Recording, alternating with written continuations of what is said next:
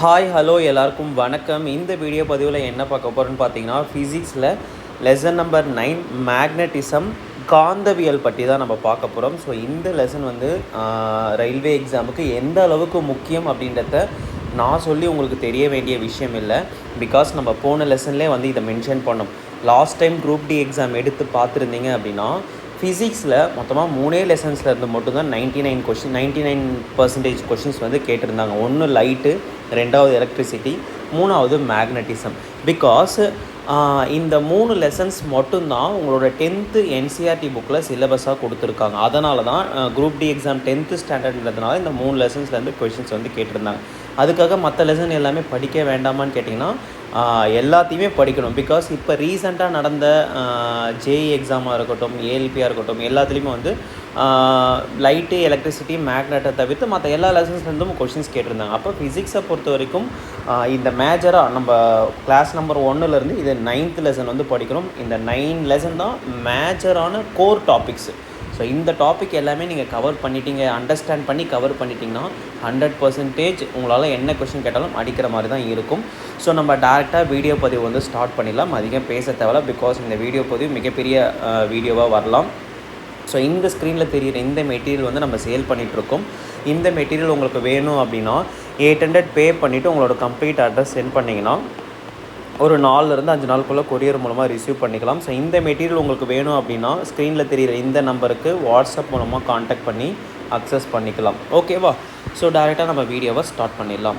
Magnetism பேர்லேயே இருக்குது, magnet. ஓகேவா? இந்த லெசனில் நம்ம முழுக்க எதை பற்றி படிக்க போகிறோம்னு பார்த்தீங்கன்னா, மேக்னெட்டை பற்றி தான் நம்ம படிக்க போகிறோம். ஸோ மேக்னெட்னா என்ன அப்படின்னா, சிம்பிள். இரும்பு, கோபால்ட்டு, நிக்கல் ஆகிய பொருட்களால் செய்யப்பட்ட பொருட்களை ஈர்க்கக்கூடிய ஒரு பொருளோட நேம் தான் காந்தம் சொல்கிறாங்க. அதாவது இரும்பை அட்ராக்ட் பண்ணக்கூடிய இரும்போ இல்லை கோபால்ட்டோ இல்லை நிக்கலோ, இது எல்லாமே என்ன பார்த்தீங்கன்னா ஒரு வகையான மெட்டல். ஓகேவா? இந்த மெட்டலால் செய்யப்பட்ட பொருட்களை அட்ராக்ட் பண்ணக்கூடிய ஒரு பொருளை தான் நம்ம என்ன சொல்கிறோம், மேக்னெட்டு, தமிழில் வந்து காந்தம் அப்படின்னு நம்ம சொல்கிறோம். ஓகேவா? நெக்ஸ்ட்டு வந்து யூசஸ் ஆஃப் அ மேக்னெட், காந்தங்களின் பயன்பாடு. அதாவது காந்தகத்துடைய பயன்பாடு என்ன நம்ம பார்க்க போகிறோம். Magnets are used in radio and stereo speakers. ஓகேவா? ரேடியோ மற்றும் ஸ்டீரியோ ஸ்பீக்கர்களில் வந்து நம்ம என்ன பயன்படுத்துகிறோம், மேக்னெட்டை வந்து பயன்படுத்துகிறோம். ஓகேவா? இப்போ நம்ம வீட்டில் ஸ்பீக்கர்ஸ்லாம் பார்த்துருப்பீங்களா, அந்த ஸ்பீக்கர்ஸில் மேக்னெட்டை வந்து நம்ம பயன்படுத்துகிறோம். நெக்ஸ்ட்டு வந்து ரேடியோவில் இன்பில்ட்டாகவே ஸ்பீக்கர்ஸ் வந்து வரும். ஓகேவா? ஸோ நெக்ஸ்ட்டு வந்து ஹெட்ஃபோனில் வந்து நம்ம என்ன பயன்படுத்துகிறோம், மேக்னெட் வந்து பயன்படுத்தணும். அதாவது ஒலி எழுப்பக்கூடிய எந்த எலக்ட்ரானிக் இன்ஸ்ட்ருமெண்ட்டாக இருந்தாலும் அதில் மேக்னெட் என்பது ஒரு மிகப்பெரிய பங்கு வகிக்கிறதுன்றதை நல்லா தெரிஞ்சு வச்சுக்கோங்க. நெக்ஸ்ட்டு வந்து எம்ஆர்ஐ ஸ்கேன், ஹாஸ்பிட்டலில் பயன்படுத்தக்கூடிய ஹை டெக்னாலஜி டிவைசஸ் இருக்குது பார்த்தீங்களா. ஸோ அந்த மாதிரி ஹைடெக் டிவைசஸில் கூட medical instruments, so many hi-tech டிவைசஸில் மேக்னெட்டோட பயன்பாடு ரொம்பவே இருக்கிறது. ஓகேவா? நெக்ஸ்ட்டு வந்து hard disk, floppies of a computer. ஓகேவா? ஃப்ளாப்பீஸ் அப்படின்னா இப்போ வந்து நம்ம பயன்படுத்தக்கூடிய கம்ப்யூட்டரில் யூஸ் பண்ணக்கூடிய ஸ்டோரேஜ் டிவைஸ் என்னென்னு பார்த்தீங்கன்னா ஹார்ட் டிஸ்க்கு பயன்படுத்துகிறோம். லேட்டஸ்ட்டாக SSD பயன்படுத்துகிறோம். இதுக்கு முன்னாடி ஹார்ட் டிஸ்க்குக்கெலாம் முன்னாடி வந்து நம்ம ஃப்ளாப்பீஸை வந்து பயன்படுத்திக்கிறோம். இது எல்லாமே ஒரு வகையான ஸ்டோரேஜ் டிவைஸ் தான். ஒரு விஷயத்தை கம்ப்யூட்டரில் ஸ்டோர் பண்ணுறதுக்கு பயன்படக்கூடிய எலக்ட்ரானிக் கருவி தான் இந்த வந்து ஹார்ட் டிஸ்க்கு, ஃப்ளாப்பீஸு. ஸோ இந்த மாதிரி டிவைசஸ்லையும் என்ன பயன்படுத்துகிறாங்க, மேக்னெட் என்பது பயன்படுத்துகிறாங்க. ஸோ இதுதான் மிக முக்கியமான காந்தங்களுடைய பயன்பாடு. நெக்ஸ்ட்டு வந்து காந்தத்துடைய வகைகள். நெக்ஸ்ட் வந்து காந்தத்துடைய டைப்ஸை பற்றி பார்க்க போகிறோம். ஓகேவா? ஸோ மேக்னெட்டை வந்து 2 வகையாக பிரிக்கலாம். ஒன்று வந்து என்ன பார்த்தீங்கன்னா நேச்சுரல் மேக்னெட், இன்னொன்று வந்து ஆர்டிஃபிஷியல் மேக்னெட். நேச்சுரல் மேக்னெட் அப்படின்னா தமிழில் வந்து இயற்கை காந்தங்கள்னு சொல்லுவாங்க. ஆர்டிஃபிஷியல் மேக்னெட்டை தமிழில் வந்து செயற்கை காந்தங்கள்னு சொல்லுவாங்க. ஓகேவா? ஸோ ஃபார் எக்ஸாம்பிளுக்கு இரும்பு, கோபால்ட்டு, நிக்கலு எக்ஸட்ரா இது போன்ற மெட்டல்களை தான் நம்ம என்ன சொல்கிறோன்னு பார்த்தீங்கன்னா இயற்கை காந்தம் அப்படின்னு நம்ம சொல்கிறோம். இது மட்டும் இல்லை, இந்த 3 மெட்டல் மட்டும் கிடையாது, இதை தவிர்த்து இன்னும் நிறைய இருக்கிறது. ஸோ மேஜராக கோர் மெட்டல்ஸ் என்னென்னு பார்த்தீங்கன்னா இரும்பு, கோபால்ட், நிக்கல் போன்ற ஆப்ஜெக்டை வந்து நம்ம என்ன சொல்கிறோம், இயற்கை காந்தம், நேச்சுரல் மேக்னெட் அப்படின்னு நம்ம சொல்கிறோம். ஓகேவா? ஸோ ஸோ இவ்வகை காந்தங்கள் மிகவும் வலிமை குறைந்தவை. அது மட்டும் இல்லாமல் ஒழுங்கற்ற வடிவத்திலும் இருக்கும். ஓகேவா? ஸோ இயற்கை காந்தத்துடைய ஸ்ட்ரென்த் என்பது ரொம்பவே வீக்காக இருக்கும். நெக்ஸ்ட் அதோட ஷேப் வந்து ரொம்பவே இர்ரெகுலராக இருக்கும். ஓகேவா? இயற்கை காந்தத்தோடைய ஷேப் வந்து ரொம்ப இர்ரெகுலராக, அதாவது ஒழுங்கற்ற வடிவத்தில் காணப்படும். நெக்ஸ்ட் வந்து அதோட ஸ்ட்ரென்த் வந்து ரொம்பவே வீக்காக இருக்கும். Very very very weak. ஓகேவா? இதற்கு மாறாக ஆர்டிஃபிஷியல் மேக்னெட் இருக்குது பார்த்தீங்களா, நமக்கு என்ன ஷேப் தேவையோ அந்த ஷேப்பில் மேக்னெட்டை உருவாக்கிக்க முடியும். அதே போல் நமக்கு என்ன ஸ்ட்ரென்த்தில் தேவையோ அந்த ஸ்ட்ரென்த்தில் நம்மளால் மேக்னெட்டை வந்து உருவாக்கிக்க முடியும். ஸோ மேக்னெட் வந்து நமக்கு தேவையான வடிவத்திலையும் நமக்கு தேவையான வலிமையிலையும் உருவாக்கக்கூடிய மேக்னெட்டை தான் நம்ம என்ன சொல்கிறோம், ஆர்டிஃபிஷியல் மேக்னெட், செயற்கை காந்தங்கள் அப்படின்னு நம்ம சொல்கிறோம். ஓகேவா? ஸோ செவ்வக வடிவில் நான் என்ன சொன்னேன், நமக்கு தேவையான ஷேப்பில் வந்து மேக்னெட்டை உருவாக்க முடியும்னு நான் சொல்லிட்டேன். அதுக்கு பேர் தான் ஆர்டிஃபிஷியல் மேக்னெட்னு சொல்லிட்டேன். அப்போது செவ்வக வடிவிலோ இல்லை வந்து சிலிண்டர் ஷேப் உருளை வடிவிலோ உருவாக்கக்கூடிய மேக்னெட் இருக்குது பார்த்தீங்களா. செவ்வக வடிவில்னா இந்த மாதிரி இருக்கும். ஓகேவா? உருளை வடிவில்னா இந்த மாதிரி இருக்கும் மேக்னெட்டு. ஓகேவா? செவ்வக வடிவிலோ இல்லை சிலிண்ட்ரிக்கல் ஷேப்லேயோ உருவாக்கக்கூடிய மேக்னெட்டை வந்து நம்ம என்ன சொல்கிறோம் பார்த்தீங்கன்னா சட்ட காந்தகம் அப்படின்னு நம்ம சொல்கிறோம். அதாவது பார் மேக்னெட் அப்படின்னு சொல்கிறோம். ரொம்ப ரொம்ப ரொம்ப இம்பார்ட்டண்ட்டான பாயிண்ட். ரெக்டாங்குலர் ஷேப்பில் அல்லது சிலிண்ட்ரிக்கல் ஷேப்பில் இருக்கக்கூடிய மேக்னெட்டுக்கு பேர் வந்து பார் மேக்னெட் அப்படின்னு நம்ம சொல்கிறோம். ஸோ இப்போ நெக்ஸ்ட்டு வந்து ப்ராப்பர்ட்டிஸ் ஆஃப் அ மேக்னெட்டோடைய பண்புகளை பற்றி நம்ம படிக்க போகிறோம். ஓகேவா? காந்தத்தோடைய பண்புகள். தங்கு தடையின்றி தொங்க விடப்பட்ட ரொம்ப ரொம்ப முக்கியமான பாயிண்ட்டு. இந்த ப்ராப்பர்ட்டிஸ் ஆஃப் மேக்னெட்லேருந்து நிறைய டைம் கொஷின்ஸ் வந்து கேட்டிருக்காங்க. உங்களுக்கு எப்படி கேட்பாங்க பார்த்தீங்கன்னா ஸ்டேட்மெண்ட் அண்ட் கன்க்ளூஷனில் வந்து கொடுப்பாங்க. ஸோ ஃபார் எக்ஸாம்பிளுக்கு ஒரு 3 ஸ்டேட்மெண்ட் கொடுத்துட்டு இதில் தவறான ஒன்றை காண்க, இல்லை 4 ஸ்டேட்மெண்ட் கொடுத்துட்டு இதில் எது சரின்னு கூட கேட்கலாம். ஸோ அதனால் இதை பார்த்து வச்சுக்கோங்க. தங்கு தடையின்றி தொங்க விடப்பட்ட காந்தம் எப்போதும் வட தென் திசை நோக்கியே இருக்கும். ஃபார் எக்ஸாம்பிளுக்கு இப்போ வந்து ஒரு பார் மேக்னெட் இருக்குன்னு வச்சுப்போம். ஓகேவா? அந்த பார் மேக்னெட்டை என்ன பண்ணுறேன், ஒரு நூலில் டைப் பண்ணி என்ன பண்ணிங்கன்னா தொங்க விடுறீங்க அப்படின்னா freely suspended magnet always point towards a north direction. நார்த்துக்கு அப்படியே ஆப்போசிட்டில் இருக்கக்கூடிய டைரெக்ஷன் வந்து சவுத்து. ஓகேவா? ஸோ இது வந்து அப்படியே என்ன ஆகும் பார்த்தீங்கன்னா ஒரு மாதிரி டிஃப்ளெக்ஷன் ஆகிட்டு ஒரு திசையை நோக்கி நிற்குங்க. ஓகேவா? மேக்னெட் வந்து ஒரு திசையை நோக்கி நிற்கும். ஓகே, அது நிற்கக்கூடிய திசை வந்து நார்த்து, அதுக்கு ஆப்போசிட்டில் இருக்கிற திசை வந்து சவுத் அப்படின்னு சொல்கிறாங்க. அதை தான் இந்த இடத்துல சொல்லியிருக்காங்க. ஓகேவா? ஸோ டயக்ராம் பாருங்கள். தங்கு தடையின்றி தொங்க விடப்பட்ட ஒரு காந்தகம் எப்போதும் எப்படி இருக்கும் பார்த்தீங்கன்னா நார்த்து சவுத்து டைரெக்ஷனை தான் ஃபேஸ் பண்ணி இருக்கும் அப்படின்னு சொல்கிறாங்க. இது வந்து மேக்னெட்டோடைய முதல் ப்ராப்பர்ட்டி. ரெண்டாவது என்னென்னு பார்த்தீங்கன்னா வடக்கு திசையை நோக்கி நிற்கக்கூடிய காந்தத்தின் துருவமானது, காந்தத்தின் துருவம் அப்படின்னா இப்போ உதாரணத்துக்கு ஒரு மேக்னெட் இருக்குது, பார் மேக்னெட் இருக்குதுன்னு வச்சுப்போம். ஓகேவா? ஸோ இது வந்து நார்த்து, இது வந்து சவுத்து. காந்தத்தோடைய முனைகள் இருக்குது பார்த்தீங்களா, இந்த முனையை தான் நம்ம என்ன சொல்லுவோம் பார்த்தீங்கன்னா துருவம் அப்படின்னு சொல்லுவோம். தமிழில் வந்து துருவம், இங்கிலீஷில் வந்து போல் அப்படின்னு சொல்லுவோம். ஓகேவா? காந்தத்தோடைய சட்ட காந்தத்தோடைய இரு முனைகளை தான் நம்ம என்ன சொல்கிறோம், போல் அப்படின்னு சொல்கிறோம். ஓகே, ஒரு போல் வந்து ஓகே வடக்கு திசையை நோக்கி நிற்கக்கூடிய, இங்கே பாருங்கள், வடக்கு திசையை நோக்கி நிற்கக்கூடிய காந்தத்தின் துருவமானது வட துருவம் என அழைக்கப்படுகிறது. அதே போல் தெற்கு திசையை நோக்கி நிற்கக்கூடிய காந்தத்தின் துருவமானது தென் துருவம் என்று அழைக்கப்படுகிறது. இதுதான் செகண்ட் ப்ராப்பர்ட்டி. இங்கே பாருங்கள், வடக்கு திசையை நோக்கி நிற்கும் காந்தத்தின் துருவமானது, காந்தத்தின் துருவம் நான் என்ன சொல்லிட்டேன், அந்த காந்தத்தோடைய இரு முனைகளை தான் நம்ம துருவம் சொல்கிறோம். ஒன்று வந்து நார்த்தை ஃபேஸ் பண்ணி இருக்கக்கூடிய துருவத்தை வட துருவம் அப்படின்னும், சவுத்தை ஃபேஸ் பண்ணி இருக்கக்கூடிய துருவத்தை வந்து தென் துருவம் அப்படின்னு நம்ம சொல்கிறோம். ஸோ இதுதான் அந்த ரெண்டு ப்ராப்பர்ட்டி. அடுத்தது, like pole of a magnet repel each other unlike pole of a magnet attract each other. அதாவது ஒரு காந்தம் மற்றொரு காந்தத்தை அல்லது காந்த பொருட்களை, ஓகேவா, ஸோ மற்றொரு மேக்னெட்டாக இருக்கட்டும் இல்லை மேக்னெட்டிக் ஆப்ஜெக்டாக இருக்கட்டும், தன்னோக்கி ஈர்க்கும். எப்போ வெவ்வேறு துருவங்களாக இருக்கும்போது தன்னோக்கி ஈர்க்கும், அல்லது ஒரே மாதிரி துருவங்களாக இருக்கும்போது விலக்கி கொள்ளும் அப்படின்னு போட்டிருக்காங்க. ஃபார் எக்ஸாம்பிளுக்கு இப்படி வந்து ஒரு பார் மேக்னெட் இருக்குன்னு வச்சுப்போம். இது வந்து நார்த்து, இது வந்து சவுத் போல்னு எடுத்துப்போம். அதே போல் இன்னொரு பார் மேக்னெட் எடுத்துப்போம். இது வந்து நார்த்து போல்னு எடுத்துப்போம், இது வந்து சவுத் போல்னு எடுத்துப்போம். இப்போ நான் என்ன பண்ண போகிறேன், இது ரெண்டுத்தையும் க்ளோஸாக எடுத்துகிட்டு போகும்போது இதுவும் நார்த்து போல், இதுவும் நார்த்து போல், அதாவது இதுவும் வட துருவம், இதுவும் வட துருவம். ஓகேவா? ஸோ ஒரே மாதிரியான துருவங்களை வந்து கொண்டு இருக்குது.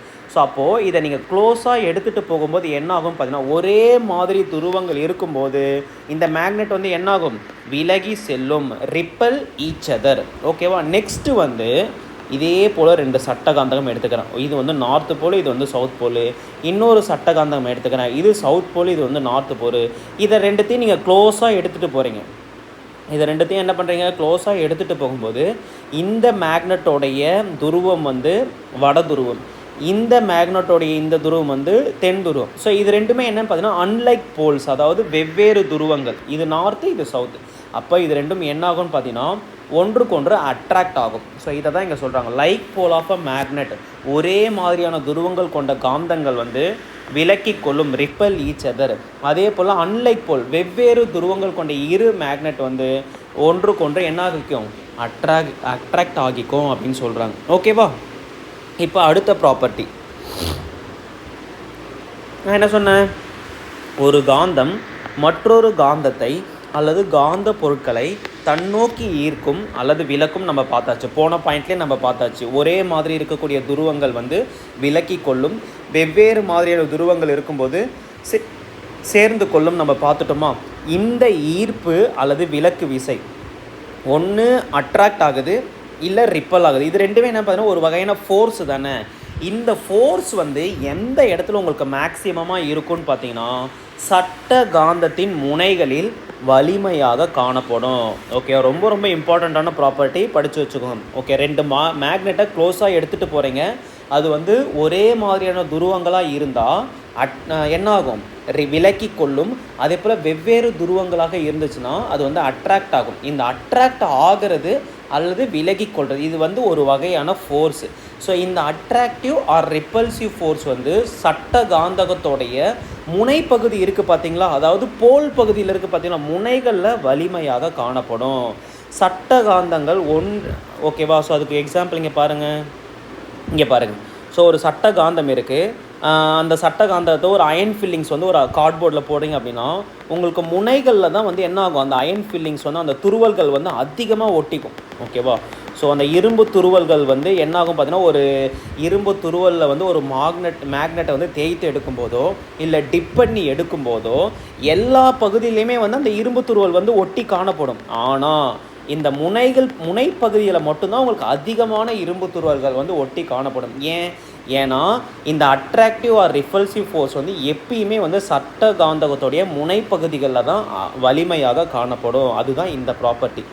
அடுத்தது இந்த கீழே உள்ள லைன் நான் சொன்னது தான். ஒரு சட்ட காந்தகத்தை வந்து இரும்பு துருவலில் தேய்த்து எடுக்கும்போதோ இல்லை முக்கி எடுக்கும்போதோ அதன் முனைகளில் இரும்பு துருவல்கள் அதிகமாக ஒட்டி கொள்ளும். இதுக்கு காரணமே இந்த பாயிண்ட் தான். ஓகேவா.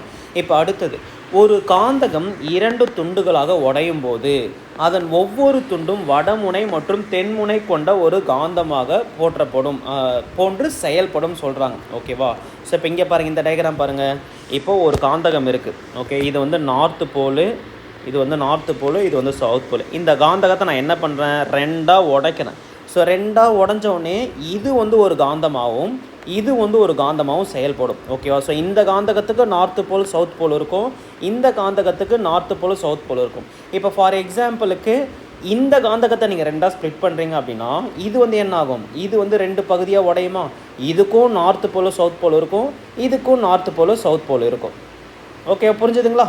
அதாவது ஒரு காந்தகத்தை 2ஆக உடைக்கும் போது அந்த உடஞ்ச 2 காந்தகமும் ஒரு இண்டிவிஜுவல் மேக்னெட் மாதிரி நார்த்து போல் சவுத் போல் கொண்ட இண்டிவிஜுவல் மேக்னெட் மாதிரி இருக்கும் அப்படின்னு சொல்லியிருக்காங்க. இதுவும் ரொம்ப ரொம்ப ஒரு முக்கியமான ப்ராப்பர்ட்டி. நெக்ஸ்ட்டு கடைசி ப்ராப்பர்ட்டி என்னென்னு பார்த்தீங்கன்னா, இதுக்கு அப்புறம் இன்னொரு ப்ராப்பர்ட்டி இருக்குது. இந்த ப்ராப்பர்ட்டி என்னென்னு பார்த்தீங்கன்னா, இப்போது ஒரு காந்தத்துக்கு 2 துருவங்கள் இருக்குதுன்னு நம்ம படித்தோமா, 2 முனைகள் இருக்கும். அந்த 2 முனை தான் 2 துருவங்கள் இருக்குதுன்னு படிச்சிட்டோம். ஸோ இந்த 2 முனைகளும் ஒரே மாதிரியான வலிமையை பெற்றிருக்கும்.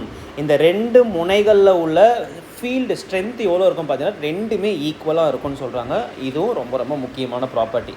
ஸோ கடைசி ப்ராப்பர்ட்டி என்னென்னு பார்த்தீங்கன்னா, சட்ட காந்தகம் ஒன்றின் மொத்த நீளம் அதன் வடிவியல் நீளம் என்றும் காந்த முனைகளுக்கு இடையே உள்ள நீளம் காந்த நீளம் என்றும் அழைக்கப்படுகிறது. அது என்ன சார் மொத்த நீளம், அது என்ன காந்த நீளம் அப்படின்னு கேட்டிங்கன்னா ரொம்ப சிம்பிள். இப்போ வந்து ஒரு பார் மேக்னெட் இருக்குதுன்னு வச்சுப்போம். ஒரு பார் மேக்னெட் இருக்குது. ஸோ இந்த பார் மேக்னட்டோடைய மொத்த நீளம் இருக்குது பார்த்தீங்களா, இதை தான் நம்ம என்ன சொல்கிறோம்னா ஜியோமெட்ரிக் லென்த்துன்னு சொல்கிறோம், வடிவியல் நீளம் அப்படின்னு சொல்கிறோம். ஓகேவா?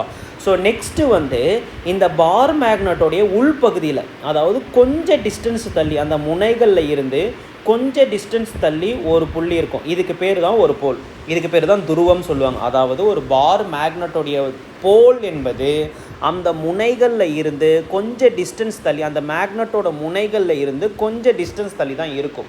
ஸோ இதை நார்த்து போல்னு எடுத்துக்கலாம், இதை சவுத் போல்னு எடுத்துக்கலாம். ஸோ இப்போது இந்த இரண்டு துருவங்களுக்கு இடைப்பட்ட தூரம் இருக்குது பார்த்தீங்களா, இந்த தூரத்தை தான் நம்ம என்ன சொல்கிறோம், மேக்னெட்டிக் லென்த், காந்த நீளம் அப்படின்னு சொல்கிறோம். அதாவது ஒரு காந்தகத்துடைய மொத்த நீளத்தை வடிவியல் நீளம் என்றும், ஒரு காந்தகத்தில் இரண்டு துருவங்களுக்கு இடையே உள்ள நீளத்தை வந்து காந்த நீளம் என்று சொல்கிறோம். நல்லா ஞாபகம் வச்சுக்கோங்க, காந்த நீளம் என்பது எதிலிருந்து கணக்கிடப்படுறோம், ஒரு மேக்னட்டோட முனையிலிருந்து கொஞ்சம் டிஸ்டன்ஸ், ஒரு குறிப்பிட்ட கொஞ்சம் டிஸ்டன்ஸுக்கு தள்ளி தான் அந்த போல் பாயிண்டானது இருக்கும், துருவ புள்ளி வந்து இருக்கும். ஸோ மேக்னட்டோடைய இரு முனைகளில் இருந்து ஒரு உள்பக்கமாக கொஞ்சம் தொலைவில், அதாவது கொஞ்சம் தூரம் தொலைவில் தான் அந்த துருவ புள்ளியானது காணப்படுகிறது. ஸோ அந்த இரண்டு துருவங்களுக்கு இடைப்பட்ட தொலைவை தான் நம்ம என்ன சொல்கிறோம், மேக்னெட்டிக் லென்த்துன்னு சொல்கிறோம். ஓகேவா? இந்த ஜியோமெட்ரிக் லென்த்திலிருந்து இந்த மேக்னெட்டிக் லென்த்தை கம்பேர் பண்ணும்போது இந்த மேக்னெட்டிக் லென்த் வந்து சற்று குறைவாக காணப்படுகிறது. பாருங்கள், பார்த்தாலே தெரியுதுங்களா, இந்த லென்த் வந்து கொஞ்சம் பெருசாக இருக்குது, இந்த லென்த்தை விட இந்த லென்த் வந்து கொஞ்சம் சிறுசாக இருக்குது. அதாவது ஜியோமெட்ரிக் லென்த்தை விட மேக்னெட்டிக் லென்த், வடிவியல் நீளத்தை விட காந்த நீளம் வந்து சற்று குறைவாக காணப்படுகிறது. அப்போ இதுக்கு வந்து ஒரு ரேஷியோ இருக்குது. என்ன ரேஷியோ அப்படின்னு பார்த்தீங்கன்னா, மேக்னெட்டிக் லென்த்து மற்றும் ஜியோமெட்ரிக் லென்த்துக்கு இடைப்பட்ட தகவு எவ்வளோன்னு பார்த்தீங்கன்னா 5:6. அதாவது ஜியோமெட்ரிக் லென்த் வந்து 6 பகுதி இருந்துச்சு அப்படின்னா, ஸோ மேக்னெட்டிக் லென்த் உங்களுக்கு எத்தனை பகுதி இருக்கும், 5 பகுதி இருக்கும்.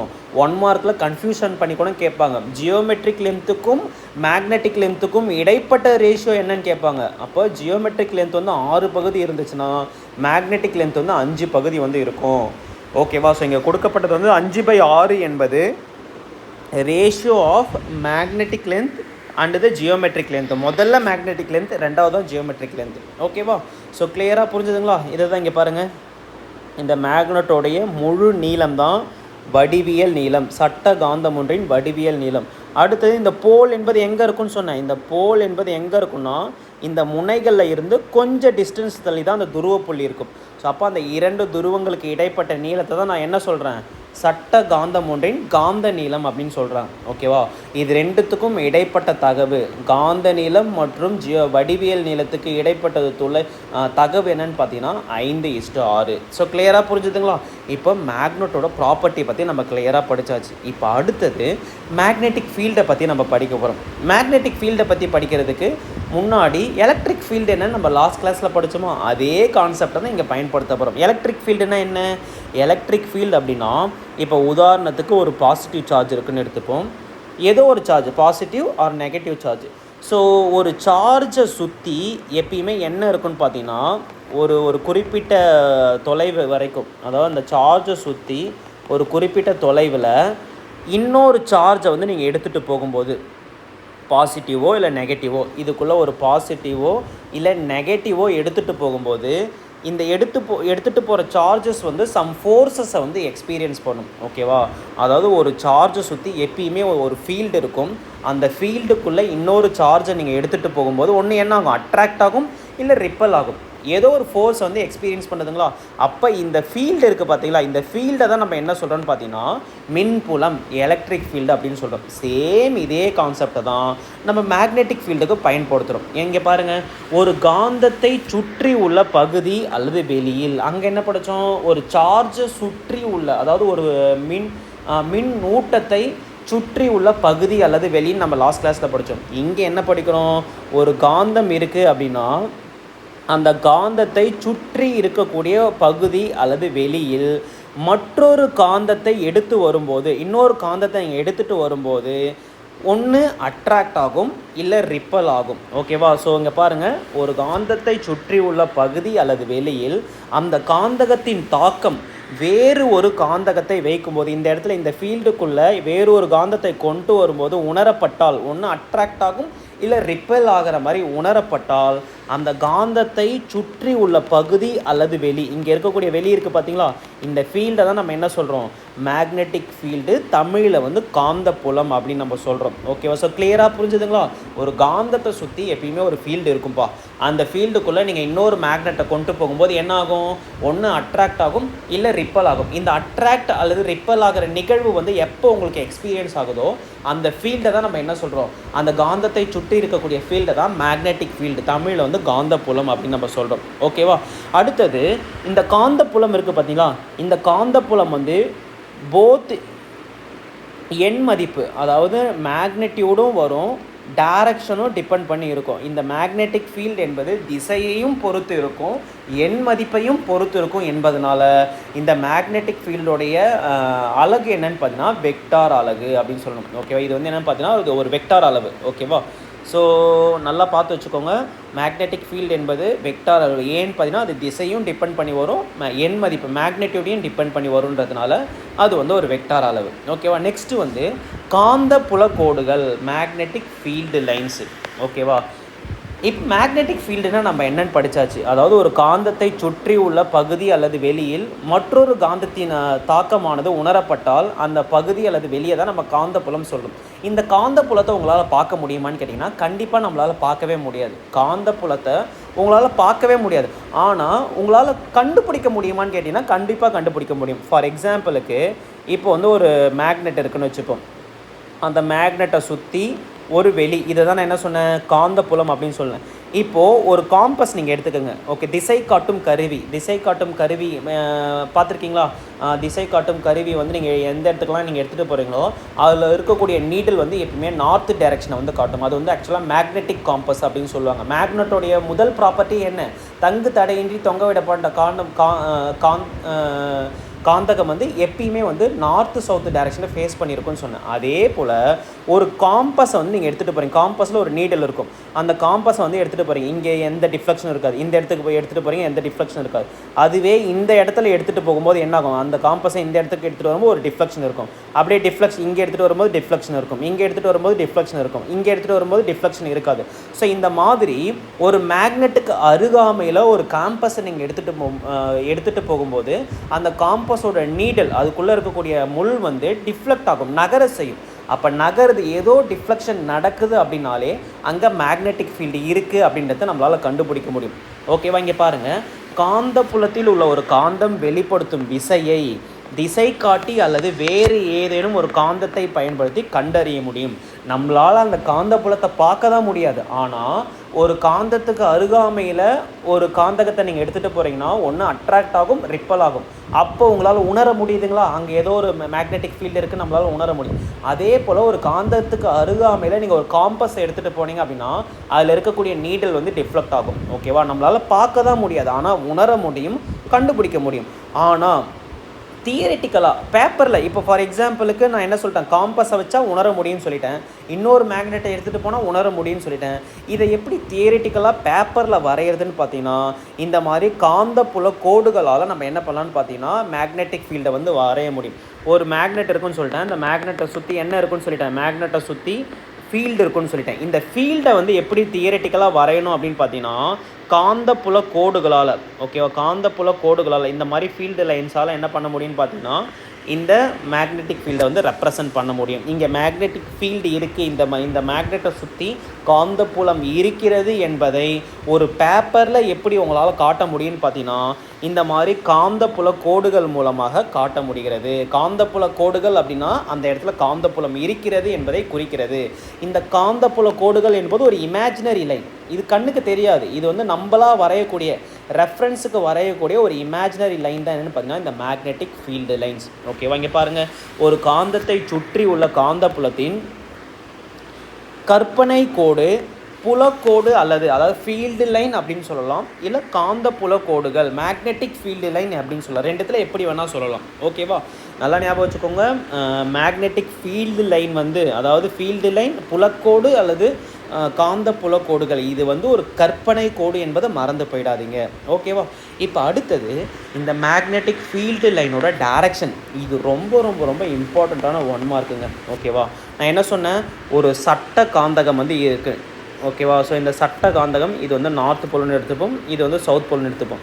ஸோ இது சுற்றி இருக்கக்கூடிய காந்த புலத்தை எப்படி குறிக்கப்படணும் அப்படின்னு பார்த்தீங்கன்னா மேக்னெட்டிக் ஃபீல்டு லைன்ஸால் குறிக்கப்படணும்னு சொன்னேன். ஓகேவா. ஸோ இப்போ என்ன சொல்கிறாங்க பார்த்தீங்கன்னா இதோட டேரெக்ஷன், இந்த ஃபீல்டு லைனோட டேரெக்ஷன் வந்து உங்களுக்கு எப்படி இருக்குன்னு பார்த்தீங்கன்னா வெளிப்புறம் ஒரு மேக்னெட்டோடைய வெளிப்புறத்தை பார்க்கும்போது அதோட டேரெக்ஷன் ஃபீல்டு லைனோட, அதாவது அந்த காந்த புல கோடோடைய டேரெக்ஷன் வந்து நார்த்து போல்லேருந்து சவுத் போலுக்கு வந்து போகிற மாதிரி இருக்கும். ஓகே. எந்த நீங்கள் ஃபீல்டு லைன் எடுத்துக்கிட்டாலும் சரி, எந்த காந்தப்புல கோடுகள் எடுத்துக்கிட்டாலும் அந்த காந்தப்புல கோடு வெளிப்பக்கத்திலிருந்து பார்க்கும்போது வட முனையில் இருந்து தென் முனைக்கு போவது போல தோன்றும். ஓகே. இங்கே பாருங்கள், காந்தப்புல கோடுகளின் திசை காந்தத்திற்கு வெளியே வட முனையில் இருந்து தென்முனை நோக்கி இருக்கும். ஓகேவா. ஸோ காந்தப்புல கோடுகள் காந்தத்தோட வெளிப்புறத்திலிருந்து பார்க்கும்போது வட முனையில் இருந்து தென் முனை வரைக்கும் இருக்கும், தென்முனை வழியாக போகிற மாதிரி இருக்கும். அதுவே ஒரு காந்தம் எடுத்துக்கிறேன், இது நார்த்து, இது வந்து சவுத்து. வெளிப்புறத்துலேருந்து பார்க்கும்போது அந்த காந்தப்புல கோடு வந்து வட முனையிலேருந்து தென் முனைக்கு போகிற மாதிரி இருக்கும். அதுவே அந்த காந்தப்புல கோடு உள்பக்கத்தில் பார்க்கும்போது பாருங்கள், அப்படியே இந்த லைனை வந்து கண்டினியூ பண்ணுங்கள். வெளியிலேருந்து நார்த்துலேருந்து சவுத்துக்கு வர மாதிரி இருக்குங்களா வெளியே. இப்போ உள்பக்கம் பார்த்தீங்கன்னா சவுத்துலேருந்து நார்த்துக்கு வர மாதிரி இருக்குது. ஓகேவா. ஸோ அதை தான் இந்த இடத்துல சொல்லியிருக்காங்க. காந்தப்புல கோடுகள் காந்தத்திற்கு வெளியே வட முனையில் இருந்து தென்முனை நோக்கி இருக்கும். அதே போல் காந்தப்புல கோடுகளின் திசை காந்தத்திற்கு உள்ளே, ஒரு காந்தகத்துக்கு உள்ளே பார்க்கும்போது தென் முனையிலிருந்து வடமுனை நோக்கி இருக்குன்னு சொல்கிறாங்க. ரொம்ப ரொம்ப ரொம்ப ரொம்ப இம்பார்ட்டண்ட்டான 1 மார்க்கு. கண்டிப்பாக மேக்னெட்டிக் ஃபீல்டு லைனுடைய டைரக்ஷன்ஸை பற்றி நிறைய டைம் உங்களோட எக்ஸாமில் கொஷின் கேட்டிருக்காங்க. இப்போது நெக்ஸ்ட்டு இதோட ஸ்ட்ரென்த்தை பற்றி படிக்க போகிறோம். காந்தப்புலம்னா என்ன, காந்தப்புலத்தை எப்படி வந்து குறிப்பிடணும்னு காந்தப்புல கோடுகளாக குறிப்பிடுறோன்னு நம்ம படிச்சிட்டோம். நெக்ஸ்ட் அந்த காந்தப்புல கோடுகளுடைய டைரக்ஷன்ஸை பற்றி படிச்சிட்டோம். வெளிப்பக்கமாக பார்க்கும்போது நார்த்துலேருந்து சவுத்தில் போகிற மாதிரி இருக்கும், உள்பக்கமாக பார்க்கும்போது சவுத்துலேருந்து நார்த்துக்கு போகும் அப்படின்றத நம்ம படிச்சிட்டோம். இப்போ அடுத்தது இந்த காந்தப்புலத்தின் வலிமையை பற்றி படிக்க போகிறோம். ஓகேவா. ஸோ இப்போ பாருங்கள், இங்கே பாருங்களேன், இந்த டயக்ராமை நான் அழிச்சிக்கிறேன்.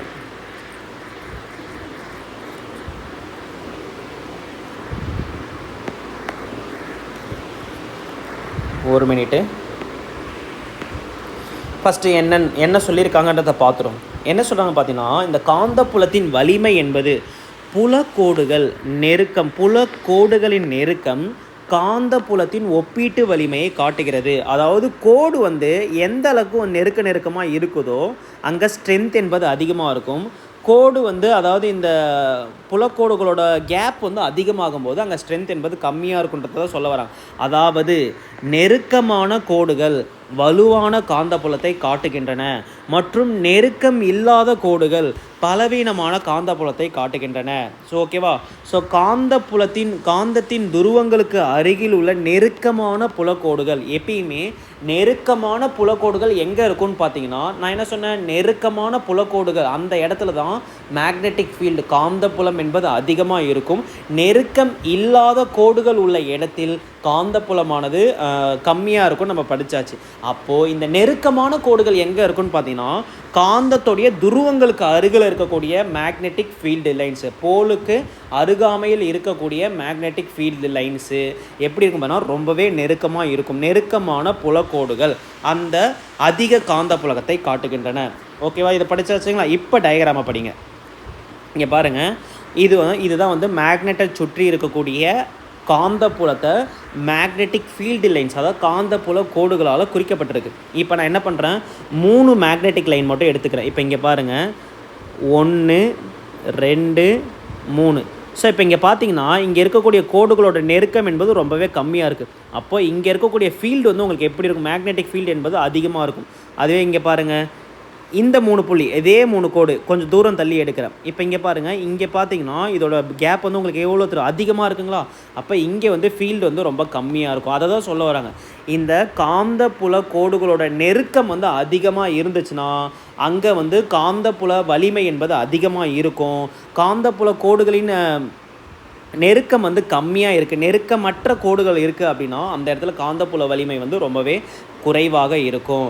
ஸோ இந்த காந்தப்புல கோடுகள் வந்து எந்த இடத்துல ரொம்பவே நெருக்கமாக இருக்குன்னு பார்த்தீங்கன்னா, இந்த போல் இருக்குது பார்த்தீங்களா? ஸோ இந்த போலுக்கு அருகாமையில் இருக்கக்கூடிய காந்தப்புல கோடுகள் எப்பயுமே வந்து உங்களுக்கு எப்படி இருக்கும் பார்த்தீங்கன்னா நெருக்கமாக இருக்கும். ஸோ இதுதான் காந்தப்புலத்துடைய வலிமையை கண்டுபிடிக்கிற முறை. ஓகேவா? ஸோ இப்போ அடுத்தது இந்த காந்தப்புல கோடுகளுடைய ப்ராப்பர்ட்டிஸை பற்றி மேக்னெட்னா என்னென்னு படித்தோம், மேக்னெட்டுக்கு ஒரு சில ப்ராப்பர்ட்டிஸ் படித்தோம். அதே போல் மேக்னெட்டிக் ஃபீல்டுனா என்னென்னு படிச்சிட்டோம். அதே போல் அந்த மேக்னெட்டிக் ஃபீல்டோட ப்ராப்பர்ட்டிஸ் பண்புகளை பற்றி நம்ம படிக்க போகிறோம். ஓகேவா? இங்கே பாருங்கள், இந்த டயக்ராமை பார்த்தா இந்த புலக்கோடுகள் இருக்குது பார்த்தீங்கன்னா, இந்த புலக்கோடு எப்பயுமே என்ன ஆகாதுன்னு பார்த்தீங்கன்னா ஒன்றோடு ஒன்று கட் பண்ணாது. தே டு நாட் இன்டர்செக்ட். இந்த காந்த புலக்கோடுகள் வந்து எப்பயுமே என்ன ஆகாது, தே டு நாட் இன்டர்செக்ட். இந்த காந்த புலக்கோடுகள் என்ன ஆகாதுன்னு பார்த்தீங்கன்னா தே டு நாட் இன்டர்செக்ட், ஒன்றுக்கு ஒன்று கட் ஆகவே ஆகாது. இதுதான் மேக்னெட்டிக் ஃபீல்டு லைனுடைய முதல் முக்கியமான ப்ராப்பர்ட்டி. ரெண்டாவது, இது ஆல்ரெடி நம்ம படித்தாச்சு. காந்தப்புல கோடுகள் வட துருவத்தில் இருந்து வெளிப்பட்டு தென் துருவத்தில் இணைகின்றன என்பது மரபுப்படி எடுத்துக்கொண்டாலும் காந்தத்தின் உள்ளே அவற்றின் திசை தென் துருவத்தில் இருந்து வட துருவம் வரை இருக்கும். எனவே காந்தப்புல கோடுகள் மூடிய வளைவுகளாக கருதப்படுகிறது. ஸோ ஒரு மேக்னெட்டிக் ஃபீல்டு லைன் என்பது என்னென்னு பார்த்தீங்கன்னா ஒரு க்ளோஸ்டு கர்வ்ஸாக நம்ம வந்து இமேஜின் பண்ணிக்கிறோம். ஓகேவா? ஆக்சுவலாக காந்தப்புல கோடே ஒரு இமேஜினரி லைன் தான். அவங்க என்ன சொல்ல வராங்க பார்த்தீங்கன்னா, காந்தப்புல கோடுகள் வட முனையில் இருந்து விடுபட்டு தென் முனையில் இருப்பது போன்று தோன்றினாலும், வட முனையில் விடுபட்டு தென் முனையில் இணைவது போல தோன்றினாலும், மரபுப்படி அந்த மாதிரி இருந்தாலும் உள்பக்கமாக பார்க்கும்போது, காந்தத்தின் உள்ளே பார்க்கும்போது அந்த மேக்னெட்டிக் ஃபீல்டில் காந்தப்புல கோடானது தென் முனையிலிருந்து வட முனையை இணைக்கிற போல் இருக்கும். ஸோ இப்போ இந்த ஒரு ஃபீல்டு லைனை எடுத்து பார்த்தா இது பார்க்குறதுக்கு உங்களுக்கு எப்படி இருக்குது, ஒரு க்ளோஸ்டு கர்வ் மாதிரி இருக்குங்களா? அதை தான் இந்த இடத்துல வந்து சொல்கிறாங்க. இதுதான் மேக்னெட்டிக் ஃபீல்டு லைனுடைய இரண்டாவது மிக முக்கியமான ப்ராப்பர்ட்டி. ஓகேவா? ஸோ இப்போ பார்த்தது எல்லாமே ரொம்ப மேக்னெட்னா என்ன, அதோட டைப் என்ன, அதோட ப்ராப்பர்ட்டி என்ன, அதோட யூஸ் என்னன்னு படித்தாச்சு. அடுத்தது மேக்னெட்டிக் ஃபீல்டுனா என்ன, மேக்னெட்டிக் ஃபீல்டை எப்படி நம்மளால் உணர முடியும், மேக்னெட்டிக் ஃபீல்டை பேப்பரில் ரெப்ரசன்ட் பண்ணுறதுக்கு மேக்னெட்டிக் ஃபீல்டு லைன் அப்படின்னு ஒன்று வரைகிறோம். அப்போ மேக்னெட்டிக் ஃபீல்டு லைன்னா என்ன, மேக்னெட்டிக் ஃபீல்டு லைனுடைய டைரக்ஷன்ஸ் என்ன, மேக்னெட்டிக் ஃபீல்டு லைனுடைய ஸ்ட்ரென்த் எப்படி இருக்கும், மேக்னெட்டிக் ஃபீல்டு லைனுடைய ப்ராப்பர்ட்டி என்னன்றதை நம்ம கிளியராக படித்தாச்சு. இப்போ அடுத்தது மிக முக்கியமான தலைப்பு என்னென்னு பார்த்தீங்கன்னா, magnetic field line due to a current carrying straight conductor. இங்கே ஒரு கரண்ட்டை வந்து அடிச்சிடுங்க. Magnetic field line due to a current carrying straight conductor. ஒன்று சிம்பிளுங்க, ஒரு கண்டக்டர் இருக்குது, ஒரு கடத்தி இருக்குது. ஓகேவா? ஸோ இந்த கடத்தியில் நான் என்ன பண்ணுறேன்னு பார்த்தீங்கன்னா மின்சாரத்தை வந்து பாய்ச்சுறேன், மின்னோட்டத்தை வந்து நான் பாய்ச்சுறேன். ஓகேவா? ஸோ என்னாகும் பார்த்தீங்கன்னா ஒரு கண்டக்டர், ஒரு கடத்தியில் மின்சாரம் என்பது போகும்போது அந்த கடத்தியை சுற்றி செறிவூட்டப்பட்ட வட்ட வடிவில் என்ன தோன்றும் பார்த்தீங்கன்னா மேக்னெட்டிக் ஃபீல்டு என்பது உருவாகும், காந்தப்புலம் என்பது உருவாகும். இது ஒரு மிக முக்கியமான தேரி. ஓகேவா? நீங்கள் எந்த கண்டக்டர் வேணால் எடுத்துக்கலாம். எந்த பொருள் வந்து மின்சாரத்தை கடத்துதோ அது வந்து கடத்தி நமக்கு தெரியும். நீங்கள் எந்த கடத்தி வேணால் எடுத்துக்கோங்க. அந்த கடத்தியில் மின்சாரம் பாயும்போது, இப்போ ஃபார் எக்ஸாம்பிளுக்கு இங்கே ஒரு கடத்தி இருக்குதுன்னு வச்சுப்போம். இதில் வந்து ஒரு கரண்ட்டை வந்து பாஸ் பண்ணுறீங்க அப்படின்னா கண்டிப்பாக இதை சுற்றி என்ன இருக்கும் பார்த்தீங்கன்னா மேக்னெட்டிக் ஃபீல்டு வந்து இருக்கும். ஓகேவா? இது ஆக்சுவலாக லைக் ஒரு மேக்னெட் மாதிரியே ஆக்ட் பண்ணும். கரண்ட்டு போகக்கூடிய கண்டக்டர் வந்து ஆக்ட் லைக் த மேக்னெட்டோட ப்ராப்பர்ட்டி என்ன, மேக்னெட்டை சுற்றி ஒரு வெளி இருக்குன்னு நம்ம படித்தோமா, சேம் அதே போல் ஒரு கண்டக்டரில் நீங்கள் கரண்ட்டு பாஸ் பண்ணும்போது அதுவும் ஒரு மேக்னெட் போல் தான் ஆக்ட் பண்ணணும்னு சொல்கிறாங்க. ஓகேவா? இங்கே பாருங்கள், மின்னோட்டம் அதாவது கரண்ட்டு பாய்கின்ற கடத்தியானது, ஸோ மின்னோட்டம் பாயக்கூடிய கடத்தியானது அதை சுற்றி செறிவு வட்ட வடிவில் காந்தப்புலத்தை கொண்டுள்ளது. இப்போ இது வந்து ஒரு கண்டக்டர், இது வந்து ஒரு நார்மலான கடத்தி தான், இது வந்து ஜஸ்ட்டு இப்போது வரைக்கும் ஒரு கடத்தி தான். பட் நான் இதில் என்ன பண்ணுறேன்னு பார்த்தீங்கன்னா ஒரு மின்சாரத்தை, ஒரு பேட்டரியை கனெக்ட் பண்ணி கரண்ட்டை வந்து இதில் நான் ஃப்ளோ பண்ண வைக்க போகிறேன். இதில் வந்து இப்போ கரண்ட்டு போக ஆரம்பிச்சிருச்சு அப்படின்னு பார்த்தீங்கன்னா இதை சுற்றி ஓகே இந்த கண்டக்டர், இந்த கரண்ட்டு கேரியிங் கண்டக்டரை சுற்றி செறிவு வட்ட வடிவில் என்ன இருக்குன்னு பார்த்தீங்கன்னா மேக்னெட்டிக் ஃபீல்டு வந்து உண்டாகும் அப்படின்னு சொல்கிறாங்க. இது ஓகேவா? இந்த கண்டக்டரை சுற்றி ஒரு ஃபீல்டு வந்து உண்டாகும். அடுத்தது பாருங்கள், அடுத்த பாயிண்ட்டை பாருங்கள். மின்னோட்டத்தை சுமந்து செல்லும் நேரான கடத்தியின் காந்தப்புல கோடுகளால் குறிக்கப்படலாம். ஓகேவா? ஸோ ஆக்சுவலாக அங்கே படித்த மாதிரியே தான். இப்போது ஒரு கண்டக்டர் இருக்குது. அந்த கண்டக்டரில் எலக்ட்ரிசிட்டியை பாஸ் பண்ணுறீங்க. அந்த கண்டக்டரை சுற்றி செறிவு வட்ட வடிவில் என்ன மேக்னெட்டிக் ஃபீல்டு என்பது உருவாகுமா? இந்த மேக்னெட்டிக் ஃபீல்டை நம்மளால் பார்க்க முடியாது. ஆனால் என்ன பண்ண முடியும்? உணர முடியுமா? அதை எப்படி உணர்வீங்க? ஒரு காம்பஸை எடுத்துகிட்டு இங்கே எடுத்துகிட்டு போகிறீங்க, டிஃப்ளெக்ட் ஆகலை. இங்கே எடுத்துகிட்டு போகிறீங்க, டிஃப்ளெக்ட் ஆகலை. ஸோ இங்கே இந்த ஃபீல்டுக்குள்ளே எடுத்துகிட்டு போகும்போது என்ன ஆகும் பார்த்தீங்கன்னா, இந்த காம்பஸ் வந்து டிஃப்ளெக்ட் ஆகும். ஸோ இந்த மாதிரி ஒரு திசை காட்டும் கருவி மூலமாக இந்த காந்தப்புலத்தை நம்மால் உணர முடியும். அல்லது இதை வந்து பேப்பரில் நீங்கள் எப்படி ரெப்ரசன்ட் பண்ணுவீங்க அப்படின்னு பார்த்தா, காந்தப்புல கோடுகளால் நம்ம என்ன பண்ண முடியும்? இதை குறிக்கப்படலாம். மின்னோட்டத்தை சுமந்து செல்லும் நேரான கடத்தி. இந்த லைன் ரொம்ப ரொம்ப முக்கியம். Current carrying conductor. மின்னோட்டத்தை சுமந்து செல்லும் கடத்தியின் காந்தப்புலமானது காந்தப்புல கோடுகளால் குறிப்பிடப்படுகிறது. ஓகேவா? இப்போ அடுத்தது direction of a magnetic field through a current carrying conductor. ஓகேவா? நார்மலாக ஒரு மேக்னெட்டிக் ஃபீல்டு லைனோட டைரக்ஷனை பற்றி படித்தாச்சு. அதுவே மின்னோட்டத்தை சுமந்து செல்லும் கடத்தி, அதை சுற்றி கண்டிப்பாக காந்தப்புலம் இருக்குன்னு நம்ம படித்தாச்சு. அந்த காந்தப்புலத்துடைய டைரக்ஷன் எதை பொறுத்து அமையுன்னு பார்த்தீங்கன்னா, flow of a electric current வந்து எந்த திசையில் போகுதோ அதை பொறுத்து தான் அந்த மேக்னெட்டிக் ஃபீல்டோட டைரக்ஷனும் டிசைட் ஆகும். புரிஞ்சுதுங்களா? நான் என்ன சொல்கிறேன் புரியுதுங்களா? ஸோ போன பார்ட்டில் என்ன படித்தோன்னு பார்த்தீங்கன்னா, மேக்னெட்டிக் ஃபீல்டு லைனுடைய சிம்பிள் மேக்னெட்டிக் ஃபீல்டு லைன் மூலமாக குறிப்பிடலாம். மேக்னெட்டிக் ஃபீல்டு லைனோட டைரக்ஷனை பற்றி கிளியராக படித்தோம். இங்கே வந்து கரண்ட் கேரியிங் கண்டக்டர், அதாவது மின்னூட்டம் பாய்கின்ற கடத்தியானது காந்தப்புலத்தை கொண்டுள்ளது. அந்த காந்தப்புலத்தின் திசையானது எதை பொறுத்து அமைகிறது பார்த்தீங்கன்னா, அந்த கடத்தியின் வழியே பாய்கின்ற மின்சாரத்தின் திசையை பொறுத்து அமைகிறது. ரொம்ப ரொம்ப ரொம்ப ரொம்ப இம்பார்ட்டண்ட்டான பாயிண்ட்டு 1 மார்க்கில் கேட்பாங்க. ஓகேவா? இப்போ இங்கே பாருங்கள், மின்னோட்டத்தை சுமந்து செல்லும் கடத்தி ஏற்படுத்தும் காந்தப்புலத்தின் திசையானது மின்னோட்டம் பாயும் திசை. இதை ஆல்ரெடி படித்தாச்சு.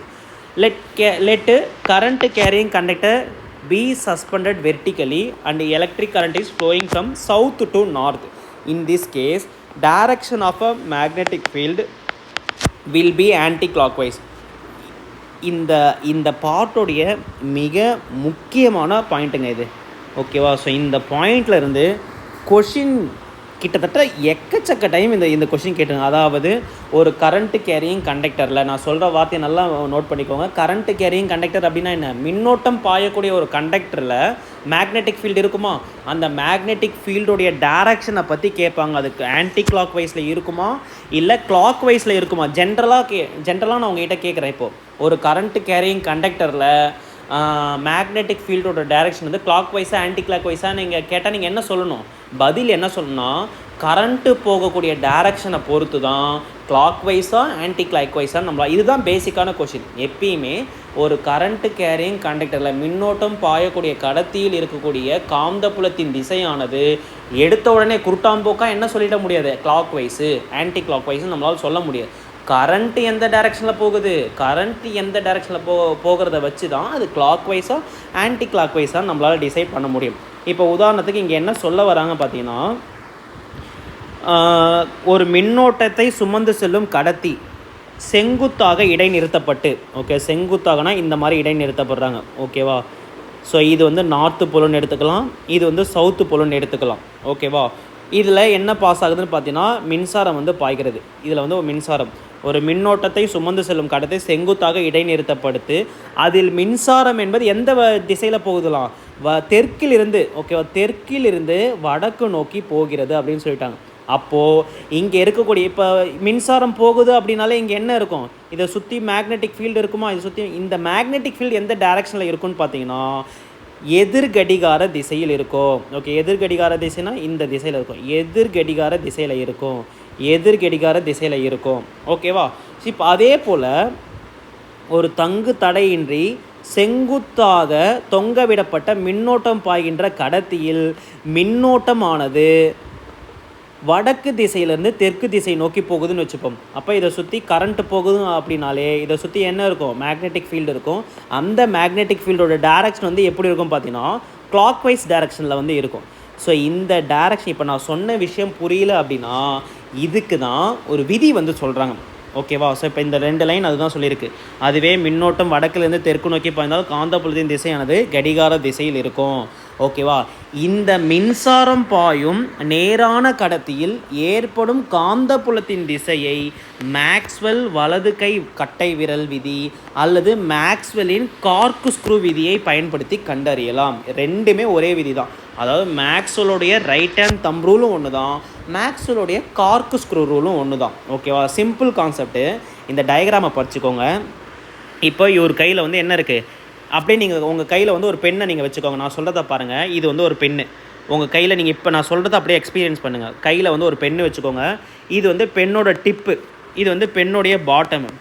ஓகே, இப்போ சொல்கிற மாதிரி நீங்கள் என்ன பண்ணுங்கள், இந்த பெண்ணை வந்து நீங்கள் என்ன பண்ணணும் பார்த்தீங்கன்னா பிடிச்சிக்கணும், கட்டவிரல். ஓகேவா? கட்டவிரல் மேலே டிப்பை நோக்கி இருக்கிற மாதிரியும் மற்ற விரல் வந்து அந்த பெண்ணை பிடிச்ச மாதிரி பிடிச்சிக்கோங்க. இந்த கட்டவிரல் இருக்குது பார்த்தீங்களா, இந்த கட்டவிரல் தான் கரண்ட்டு போகக்கூடிய டைரக்ஷன். ஸோ அப்போ கரண்ட் வந்து எந்த டைரக்ஷனில் போகுது? இது வந்து சவுத்து, இது வந்து நார்த்து. இங்கே பாருங்கள், இது வந்து சவுத்து, இது வந்து நார்த்து. இப்போ கட்டவிரல் வந்து மேல் நோக்கி இருக்குது. அதாவது சவுத்துலேருந்து நார்த்து வழியாக கரண்ட் வந்து ஃப்ளோ ஆகுது. சவுத்துலேருந்து நார்த்து வழியாக கரண்ட் ஃப்ளோ. ஏன்னா நீங்கள் பெண்ணை வந்து பெண்ணை வந்து இப்படி பிடிச்சிருக்கீங்க. பெண் வந்து மேலே வந்து டிப் இருக்குது, கீழே வந்து பாட்டம் இருக்குது. அந்த பெண்ணை வந்து பிடிச்சிருக்கீங்க. கட்டவிரல் வந்து அந்த டிப்பை பார்த்த மாதிரி இருக்குது. அப்போ கரண்ட் வந்து மேல் நோக்கி ஃப்ளோ ஆகுது. ஓகேவா? டெக்னிக்கலாக சவுத்து டைரக்ஷன்லேருந்து நார்த்து டைரக்ஷனில் வந்து கரண்ட் வந்து ஃப்ளோ ஆகுது. அப்போது மேக்னெட்டிக் ஃபீல்டு வந்து எந்த டைரக்ஷனில் இருக்குன்னு பார்த்தீங்கன்னா, கையை வந்து என்ன பண்ணுறீங்க, இப்படி வந்து மடிக்கிறீங்க. ஸோ கையை வந்து எப்படி மடிக்கிறீங்க, கையை வந்து ஆன்டி கிளாக் வைஸ் டைரக்ஷனில் மடிக்கிறீங்க. கையை வந்து ஆன்டி கிளாக் வைஸ் டைரக்ஷனில் மடிக்கிறீங்க. அப்போது சவுத்துலேருந்து நார்த்தில் கரண்ட்டு ஃப்ளோ ஆகும்போது மேக்னெட்டிக் ஃபீல்டோட டைரக்ஷன் வந்து எப்படி இருக்கும் பார்த்தீங்கன்னா, ஆன்டி கிளாக் வைஸ், எதிர் கடிகார திசையில் இருக்கும். இப்போ அப்படியே பெண்ணை வந்து தலைக்கீழே பிடிச்சிக்கோங்க. இப்போ பெண்ணோட டிப்பு வந்து கீழே இருக்குது, பாட்டம் வந்து மேலே இருக்குது. அப்படியே நீங்கள் பிடிச்ச கையே என்ன பண்ணிக்கலாம், கையை அப்படியே திருப்பிக்கணும். ஓகே, ஃபஸ்ட்டு என்ன பண்ணிங்க, இந்த டயக்ராமில் டிப்பு வந்து மேலே இருந்தது, பாட்டம் வந்து கீழே இருந்தது. இப்போ வந்து கையை எடுக்கவே கூடாது, அப்படியே கையை ரொட்டேட் பண்ணிக்கணும். கையை கீழே பார்த்த மாதிரி ரொட்டேட் பண்ணிங்கன்னா டிப்பு வந்து கீழே இருக்கும், பாட்டம் வந்து மேலே இருக்கும். இப்போ கட்டவர் வந்து கீழ் நோக்கி இருக்குங்களா, கீழ் நோக்கி இருக்குது அப்படின்னா இது வந்து நார்த்து, இது வந்து சவுத்து. இப்போ கரண்ட் வந்து எந்த டைரெக்ஷனில் போகுது, நார்த்துலேருந்து சவுத்து வழியாக கரண்ட்டு போகும்போது இப்போ இந்த கையை வந்து எந்த திசையில் மடிக்கிறீங்க, கையை வந்து எந்த திசையில் மடிக்கிறீங்க அப்படின்னா கிளாக் வைஸ் திசையில் மடிக்கிறீங்க. அப்போது கரண்ட்டானது நார்த்து டைரெக்ஷன்லேருந்து சவுத்து டைரெக்ஷனில் போகும்போது மேக்னெட்டிக் ஃபீல்டு என்பது உங்களுக்கு எந்த திசையில் இருக்குமா, கடிகார திசையில் இருக்குமா, கிளாக் வைஸ் திசையில் இருக்குமா. சேம் இங்கே இதை தான் என்ன சொல்கிறாங்கன்னா மேக்ஸ்வெல்லுடைய ரைட் ஹேண்டு தம் ரூல் அப்படின்னு சொல்லிட்டாங்க. இதுக்கு பயன்படுத்தக்கூடிய ஹேண்ட் வந்து ரைட் ஹேண்டு தான் பயன்படுத்தணும். லெஃப்ட் ஹேண்டு பயன்படுத்தினீங்கன்னா ஆன்டி கிளாக் வைஸ் வந்து மாறி போயிடும். இப்போ இதே தான் கார்க்கு ஸ்க்ரூ ரூலும் சொல்லுது. கார்க்கு ஸ்க்ரூனால் ஒன்றுமே கிடையாதுங்க. இப்போது ஒரு ஸ்க்ரூ இருக்குன்னு வச்சுப்போம். ஓகேவா? இப்போ என்ன பண்ண போகிறீங்க, இதை வந்து ஒரு டேபிளில் வந்து இந்த ஸ்க்ரூ வந்து தொலைக்க போகிறீங்க.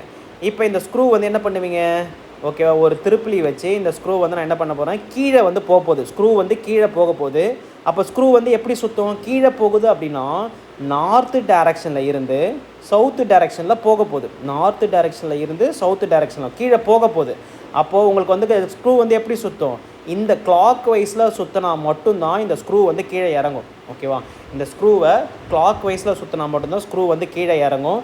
அப்போது கீழே ஸ்க்ரூ போகும்போது அதை எதை குறிக்கிறதுன்னு பார்த்தீங்கன்னா நார்த்துலேருந்து சவுத்துக்கு கரண்ட்டு போகுதுன்றதை குறிக்கிறது. இந்த திருகு இருக்குது பார்த்தீங்களா, இது சுற்றுறது இருக்குது பார்த்தீங்களா, இது வந்து கடிகார திசையில் சுற்றும் அப்படின்னு சொல்கிறாங்க. ஓகேவா? அதே போல் இந்த ஸ்க்ரூவை ரிமூவ் பண்ணும்போது என்ன ஆகும், ஸ்க்ரூ வந்து மேலே வருமா, ஸ்க்ரூ மேலே வரும்போது கரண்ட் வந்து உங்களுக்கு என்ன ஆகும், ஸ்க்ரூ வந்து மேலே இழுக்கிறீங்க, கரண்ட் வந்து என்னாகும் பார்த்தீங்கன்னா சவுத்துலேருந்து நார்த்துக்கு போகும். அப்போ அந்த அந்த ஸ்க்ரூவோடைய த்ரெட் இருக்குது பார்த்தீங்களா, அது வந்து ஆன்டி கிளாக் வைஸில் சுற்றும். நீங்கள் இதை வேணால் செக் பண்ணி பாருங்கள், வீட்டில் வச்சு செக் பண்ணி பாருங்க. ரொம்ப ரொம்ப அற்புதமான விதி. மேக்ஸ்வெல்லின் வலது கை கட்டவிரல் விதியை மேக்ஸ்வெல்லின் கார்க் ஸ்க்ரூ விதி என்று கூறலாம். இப்போ என்ன சொல்கிறாங்க பார்த்தீங்கன்னா, மேக்ஸ்வெல்லுடைய கார்க் ஸ்க்ரூ விதியின்படி திருகு முன்னோக்கி நகர்த்தப்படும் போது, அதாவது நீங்கள் திருப்பி ஃபார்வர்ட் டைரக்ஷனில் போகும்போது இது வந்து எதை குறிக்கிறது, மின்னோட்டத்தின் திசையை காட்டுகிறது அப்படின்னு சொல்கிறாங்க. காட்டினால் திருகு சுழற்சி இருக்குது பார்த்தீங்களா, அது வந்து காந்தப்புலத்தின் திசையை காட்டும். ஓகேவா? இப்போது ஒரு ஸ்க்ரூவை வந்து ரொட்டேட் பண்ணி உள்ளே நீங்கள் இறக்குறீங்க அப்படின்னா அந்த ரொட்டேஷன் என்பது மேக்னெட்டிக் ஃபீல்டை குறிக்கும். ஸ்க்ரூ போகிற டைரக்ஷன் வந்து எலக்ட்ரிக் ஃபீல்டோட டைரக்ஷனை வந்து குறிக்கும். ஓகேவா? இப்போ இங்கே பாருங்கள், மின்னோட்டம் செங்குத்தாக மேல் நோக்கி பாயும்போது, அதாவது செங்குத்தாக மேல் நோக்கி பாயும்போது அப்படின்னா என்ன, ஸ்க்ரூவை வந்து ரிமூவ் பண்ணும்போது என்னாகும் பார்த்தீங்கன்னா காந்தப்புலத்தின் திசை வந்து உங்களுக்கு எதில் இருக்குமா, எதிர்கடிகார திசையில் இருக்கும். மின்னோட்டம் செங்குத்தாக கீழ் நோக்கி பாயும்போது ஸ்க்ரூவை வந்து தொலைக்கிறீங்க, அப்போ மின்னோட்டம் வந்து கீழ் நோக்கி பாயும். அப்போ இதோட டைரக்ஷன் வந்து உங்களுக்கு எப்படி இருக்கும் பார்த்தீங்கன்னா கிளாக் வைஸ் டைரக்ஷனில் வந்து இருக்கும். காந்தப்புலத்தின் திசையானது கடிகார திசையில் இருக்கும் அப்படின்னு சொல்கிறாங்க. ஓகேவா? ஸோ கிளியராக புரிஞ்சுதுங்களா? ஒரு கரண்ட்டு கேரியிங் கண்டக்டரில் மேக்னெட்டிக் ஃபீல்டு வந்து எப்படி உருவாகும், அதை எப்படி நம்மளால் ஃபீல் பண்ண முடியும், எப்படி உணர முடியும், அதை எப்படி வந்து மேக்னெட்டிக் ஃபீல்டு லைனில் வந்து குறிக்கணும். அடுத்தது அதில் உருவாகக்கூடிய அந்த மேக்னெட்டிக் ஃபீல்டோட டைரக்ஷன்ஸை பற்றி கிளியராக படித்தாச்சு. இப்போ நெக்ஸ்ட்டு வந்து இந்த எலக்ட்ரிக் கரண்ட்டுனால உருவாகக்கூடிய மேக்னெட்டிக் ஃபீல்டு இருக்குது பார்த்தீங்களா, அதுக்கு இருக்கக்கூடிய பண்புகளை பற்றி படிக்க போகிறோம். ரொம்ப சிம்பிள் தான். இதையும் வந்து உங்களுக்கு என்ன கேட்பாங்கன்னா ஒரு 2, 3, 4, 5 ஸ்டேட்மெண்ட்ஸ் கொடுத்துட்டு இதில் எது கரெக்டு எது ராங்குன்னு கேட்கலாம். ஓகேவா? இப்போ பாருங்கள், மின்னோட்டத்தின் அதிகரிப்பு காந்தப்புலத்தின் அளவை அதிகரிக்கிறது மற்றும் மின்சாரம் குறைவதால் காந்தப்புலம் குறைகிறது. அதாவது ரொம்ப சிம்பிளுங்க. ஒரு கரண்ட்டு கேரியிங் கண்டக்டரை சுற்றி மேக்னெட்டிக் ஃபீல்டு வந்து இருக்கும். ஸோ அந்த மேக்னெட்டிக் ஃபீல்டு இருக்குது பார்த்தீங்களா, அந்த மேக்னெட்டிக் ஃபீல்டு வந்து directly proportional to the current. அந்த மேக்னெட்டிக் ஃபீல்டு வந்து indirectly proportional to the distance. இந்த டிஸ்டன்ஸ் நான் என்னென்னு உங்களுக்கு நான் புரிய வைக்கிறேன். இப்போது உதாரணத்துக்கு ஒரு கண்டக்டர் இருக்குதுன்னு வச்சுப்போம். ஸோ அந்த கண்டக்டரில் மின்சாரம் வந்து பாய்ச்சிரிங்க, கண்டிப்பாக அதை சுற்றி என்ன உருவாகும், மேக்னெட்டிக் ஃபீல்டு காந்தப்புலம் என்பது உருவாகுமா. இதில் நீங்கள் எலக்ட்ரிசிட்டியை அதிகமாக, அதாவது நான் என்ன சொன்னேன், magnetic field directly proportional to the electric current. ஒரு கடத்தியின் வழியாக மின்சாரம் பாயும்போது மின்சாரம் நீங்கள் எந்த அளவுக்கு கொடுக்குறீங்களோ அதை பொறுத்து தான் மேக்னெட்டிக் ஃபீல்டு வந்து அமையும். அது எப்படின்னு பார்த்தீங்கன்னா டைரக்ட்லி ப்ரொபோஷனல். அதாவது கரண்ட் வந்து நீங்கள் அதிகமாக செலுத்துனீங்கன்னா மேக்னெட்டிக் ஃபீல்டு என்பது அதிகமாக இருக்கும். கரண்ட் என்பது நீங்கள் குறைக்கும் போது மேக்னெட்டிக் ஃபீல்டு என்பது குறையும். அதுதான் இங்கே முதல் பாயிண்டில் சொல்லியிருக்காங்க. ரெண்டாவது பாயிண்ட் என்னென்னு பார்த்தீங்கன்னா, இப்போ உதாரணத்துக்கு இங்கே என்ன சொல்லிட்டேன், இங்கே வந்து ஒரு கண்டக்டர் இருக்குது, இதில் மின்சாரம் வந்து பாய்கிறது. இதுதான் கரண்ட் கேரியிங் கண்டக்டர், மின்சாரம் பாயக்கூடிய மின்னோட்டம் பாயக்கூடிய கடத்தி. அப்போ அந்த இடத்துல என்ன இருக்கும், ஒரு ஃபீல்டு இருக்கும்னு சொல்லிட்டேன். ஓகேவா? இப்போ நான் என்ன பண்ணுறேன்னு பார்த்தீங்கன்னா ஒரு காம்பஸை எடுத்துகிட்டு போகிறேன். ஓகேவா? ஸோ இந்த காம்பஸை இங்கே எடுத்துகிட்டு போகிறேன். ஓகேவா? ஸோ காம்பஸை வந்து நான் முதல்ல இந்த இடத்துல வைக்கிறேன். இங்கே கண்டிப்பாக ஃபீல்டுக்குள்ளே காம்பஸ் வைக்கும்போது டிஃப்ளெக்ட் ஆகும். அந்த காம்பஸை இந்த இடத்துல எடுத்துகிட்டு வரேன், டிஃப்ளெக்ஷன் என்பது குறையும். அந்த காம்பஸை நான் இந்த இடத்துல எடுத்துகிட்டு வரேன். இந்த மாதிரி காம்பஸோட டிஸ்டன்ஸ், மேக்னெட்டிக் ஃபீல்டிலேருந்து காம்பஸோட டிஸ்டன்ஸை வந்து அதிகப்படுத்த உங்களுக்கு என்னாகும், மேலேயும் கீழே எடுத்துகிட்டு போகும்போது அந்த ஃபீல்டுக்குள்ளே போக டிஃப்ளெக்ட் ஆகும். ஃபீல்டை விட்டு வெளியே வர டிஃப்ளெக்ட் ஆகாது. அப்போது இந்த டிஸ்டன்ஸை பொறுத்து தான் மேக்னெட்டிக் ஃபீல்டு வந்து இருக்குன்னு சொல்கிறாங்க. இந்த டிஸ்டன்ஸ் வந்து அதிகமாக மேக்னெட்டிக் ஃபீல்டு என்பது குறையும். மின்னோட்டத்தால் உற்பத்தி செய்யப்படும் காந்தப்புலத்தின் அளவு தூரத்தின் அதிகரிப்பால், தூரம் அதிகரிக்க அந்த மேக்னெட்டிக் ஃபீல்டோட தூரம் அதிகரிக்க அங்கே மேக்னெட்டிக் ஃபீல்டு என்பது, அந்த ஸ்ட்ரென்த் என்பது குறைகிறது அப்படின்னு சொல்கிறாங்க. ஓகே, தூரம் அதிகரிப்பால் மேக்னெட்டிக் ஃபீல்டு வந்து குறைகிறது, காந்தப்புலம் குறைகிறது. மேலும் தூரம் குறையும் போது நீங்கள் ஃபீல்டுக்குள்ளே நீங்கள் அந்த காம்பஸை எடுத்துகிட்டு போகும்போது என்ன ஆகுமா, காந்தப்புலத்தின் அளவு வந்து அதிகரிக்கும் அப்படின்னு சொல்கிறாங்க. ஸோ இந்த 2 பாயிண்ட் வந்து ரொம்ப இம்பார்ட்டண்ட்டுங்க. கரண்ட்டு கேரியிங் கண்டக்டர், இந்த வார்த்தை ரொம்ப முக்கியம். மின்னோட்டம் பாய்கின்ற கடத்தியை சுற்றி காந்தப்புலமானது உருவாகுதுங்களா, அந்த காந்தப்புலமானது எலக்ட்ரிக் கரண்ட், அதாவது மின்னோட்டத்துக்கு நேர் தகவலையும் அதே போல் வந்து டிஸ்டன்ஸு, அந்த தூரத்துக்கு எதிர் தகவலே இருக்குன்றதை நம்ம படிச்சுக்கணும். அடுத்தது இந்த மேக்னெட்டிக் ஃபீல்டு லைன் இருக்குது பார்த்தீங்கன்னா, அது எப்பயுமே வந்து always parallel to each other. ஒன்றோடு ஒன்று கண்டிப்பாக என்ன ஆகாது, கட் ஆகவே ஆகாது. 2 ஃபீல்டு லைன் எடுத்து பார்த்தீங்கன்னா அது ரெண்டுமே வந்து ஒன்றுக்கொன்று இணையாக தான் இருக்கிற மாதிரி இருக்குமே தவிர்த்து அந்த 2 ஃபீல்டு லைன் எப்பயுமே கட் பண்ணாது. இது வந்து 3வது ப்ராப்பர்ட்டி. ஓகேவா? ஸோ இப்போது ஒரு நேரான கடத்தியின் வழியாக மின்சாரம் பாய்வதன் மூலமாக உருவாகக்கூடிய காந்தப்புலத்தை பற்றி நம்ம படித்தோம். இப்போ அடுத்தது சர்க்குலர் லூப்பு. ஓகேவா? மின்னோட்டம் பாயும் வட்ட வடிவ கம்பிச்சுரல். இப்போ ஃபார் எக்ஸாம்பிளுக்கு ஒரு ஒரு வட்ட வடிவ கம்பிச்சுருள் எடுத்துக்கோங்க. அதில் நான் என்ன பண்ணுறேன், ஒரு மின்சாரத்தை வந்து பாய்ச்சுறேன். ஓகேவா? ஸோ அப்போ கண்டிப்பாக இதை சுற்றியும் உங்களுக்கு என்ன இருக்கும், இதை சுற்றியும் உங்களுக்கு வந்து என்ன இருக்கும் பார்த்தீங்கன்னா, இந்த கம்பிச்சுருளை சுற்றி உங்களுக்கு வந்து மேக்னெட்டிக் ஃபீல்டு என்பது ஃபார்ம் ஆகும். நான் என்ன சொன்னேன், எந்த கண்டக்டராக இருந்தாலும் அந்த கண்டக்டரில் கரண்ட் ஃப்ளோ ஆகும்போது அதை சுற்றி கண்டிப்பாக மேக்னெட்டிசம் காந்தப்புலம் என்பது உருவாகும். நம்ம படித்தாச்சு. ஓகேவா? அதே போல் சர்க்குலர் லூப்புக்கும் இருக்குது. இங்கே பாருங்கள், மின்னோட்டம் பாயும் வட்ட வடிவ கம்பிச்சுருளின் அருகே ஒரு திசை காட்டும் கருவியை வைக்கும்போது திசை காட்டும் கருவியால் உள்ள காந்த ஊசி ஒரு திருப்பு விசையை உணர்ந்து விலகல் அடைந்து அப்புள்ளியில் உள்ள காந்தப்புலத்தின் திசையில் ஒருங்கிமை. ரொம்ப இது பார்க்குறதுக்கு ரொம்ப ஒன்றும் ஏதோ டெக்னிக்கலாக இருக்கிற மாதிரி இருக்குது. நான் உங்களுக்கு டயக்ராமில் சொல்கிறேன் பாருங்களேன். இப்போ நான் என்ன பண்ணுறேன், இது வந்து ஒரு வட்ட வடிவ சுருள். ஓகேவா?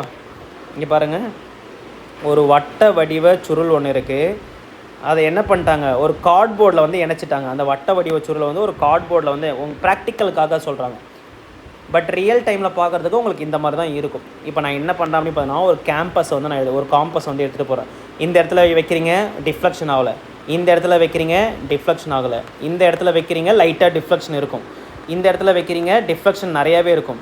இந்த இடத்துல வைக்கிறீங்க, டிஃப்ளெக்ஷன் அதிகமாக இருக்கும். ஸோ இந்த மாதிரி காம்பஸை வந்து நீங்கள் உள்ளே எடுத்துகிட்டு போகும்போது உங்களால் என்ன பண்ண முடியும், டிஃப்ளெக்ஷனை வந்து உணர முடியும். அப்போது கண்டிப்பாக இதுலேருந்து என்ன கன்ஃபார்ம் ஆகுது, ஒரு சர்க்குலர் லூப்பு, ஒரு சுருள் வடிவ கம்பியில் நீங்கள் மின்சாரத்தை பாய்ச்சது மூலமாக அந்த சுருள் வடிவ கம்பியை சுற்றி மின்சாரம், அதாவது காந்தப்புலம் என்பது உருவாகிறது என்பது கன்ஃபார்ம் ஆகிடுச்சு. அதை எப்படி கன்ஃபார்ம் பண்ணலாம் அப்படின்னா, ஒரு காம்பஸை வச்சு நம்மளால் கன்ஃபார்ம் பண்ண முடியும். அதை தான் வந்து இந்த ஃபஸ்ட்டு பாயிண்டில் வந்து சொல்கிறாங்க.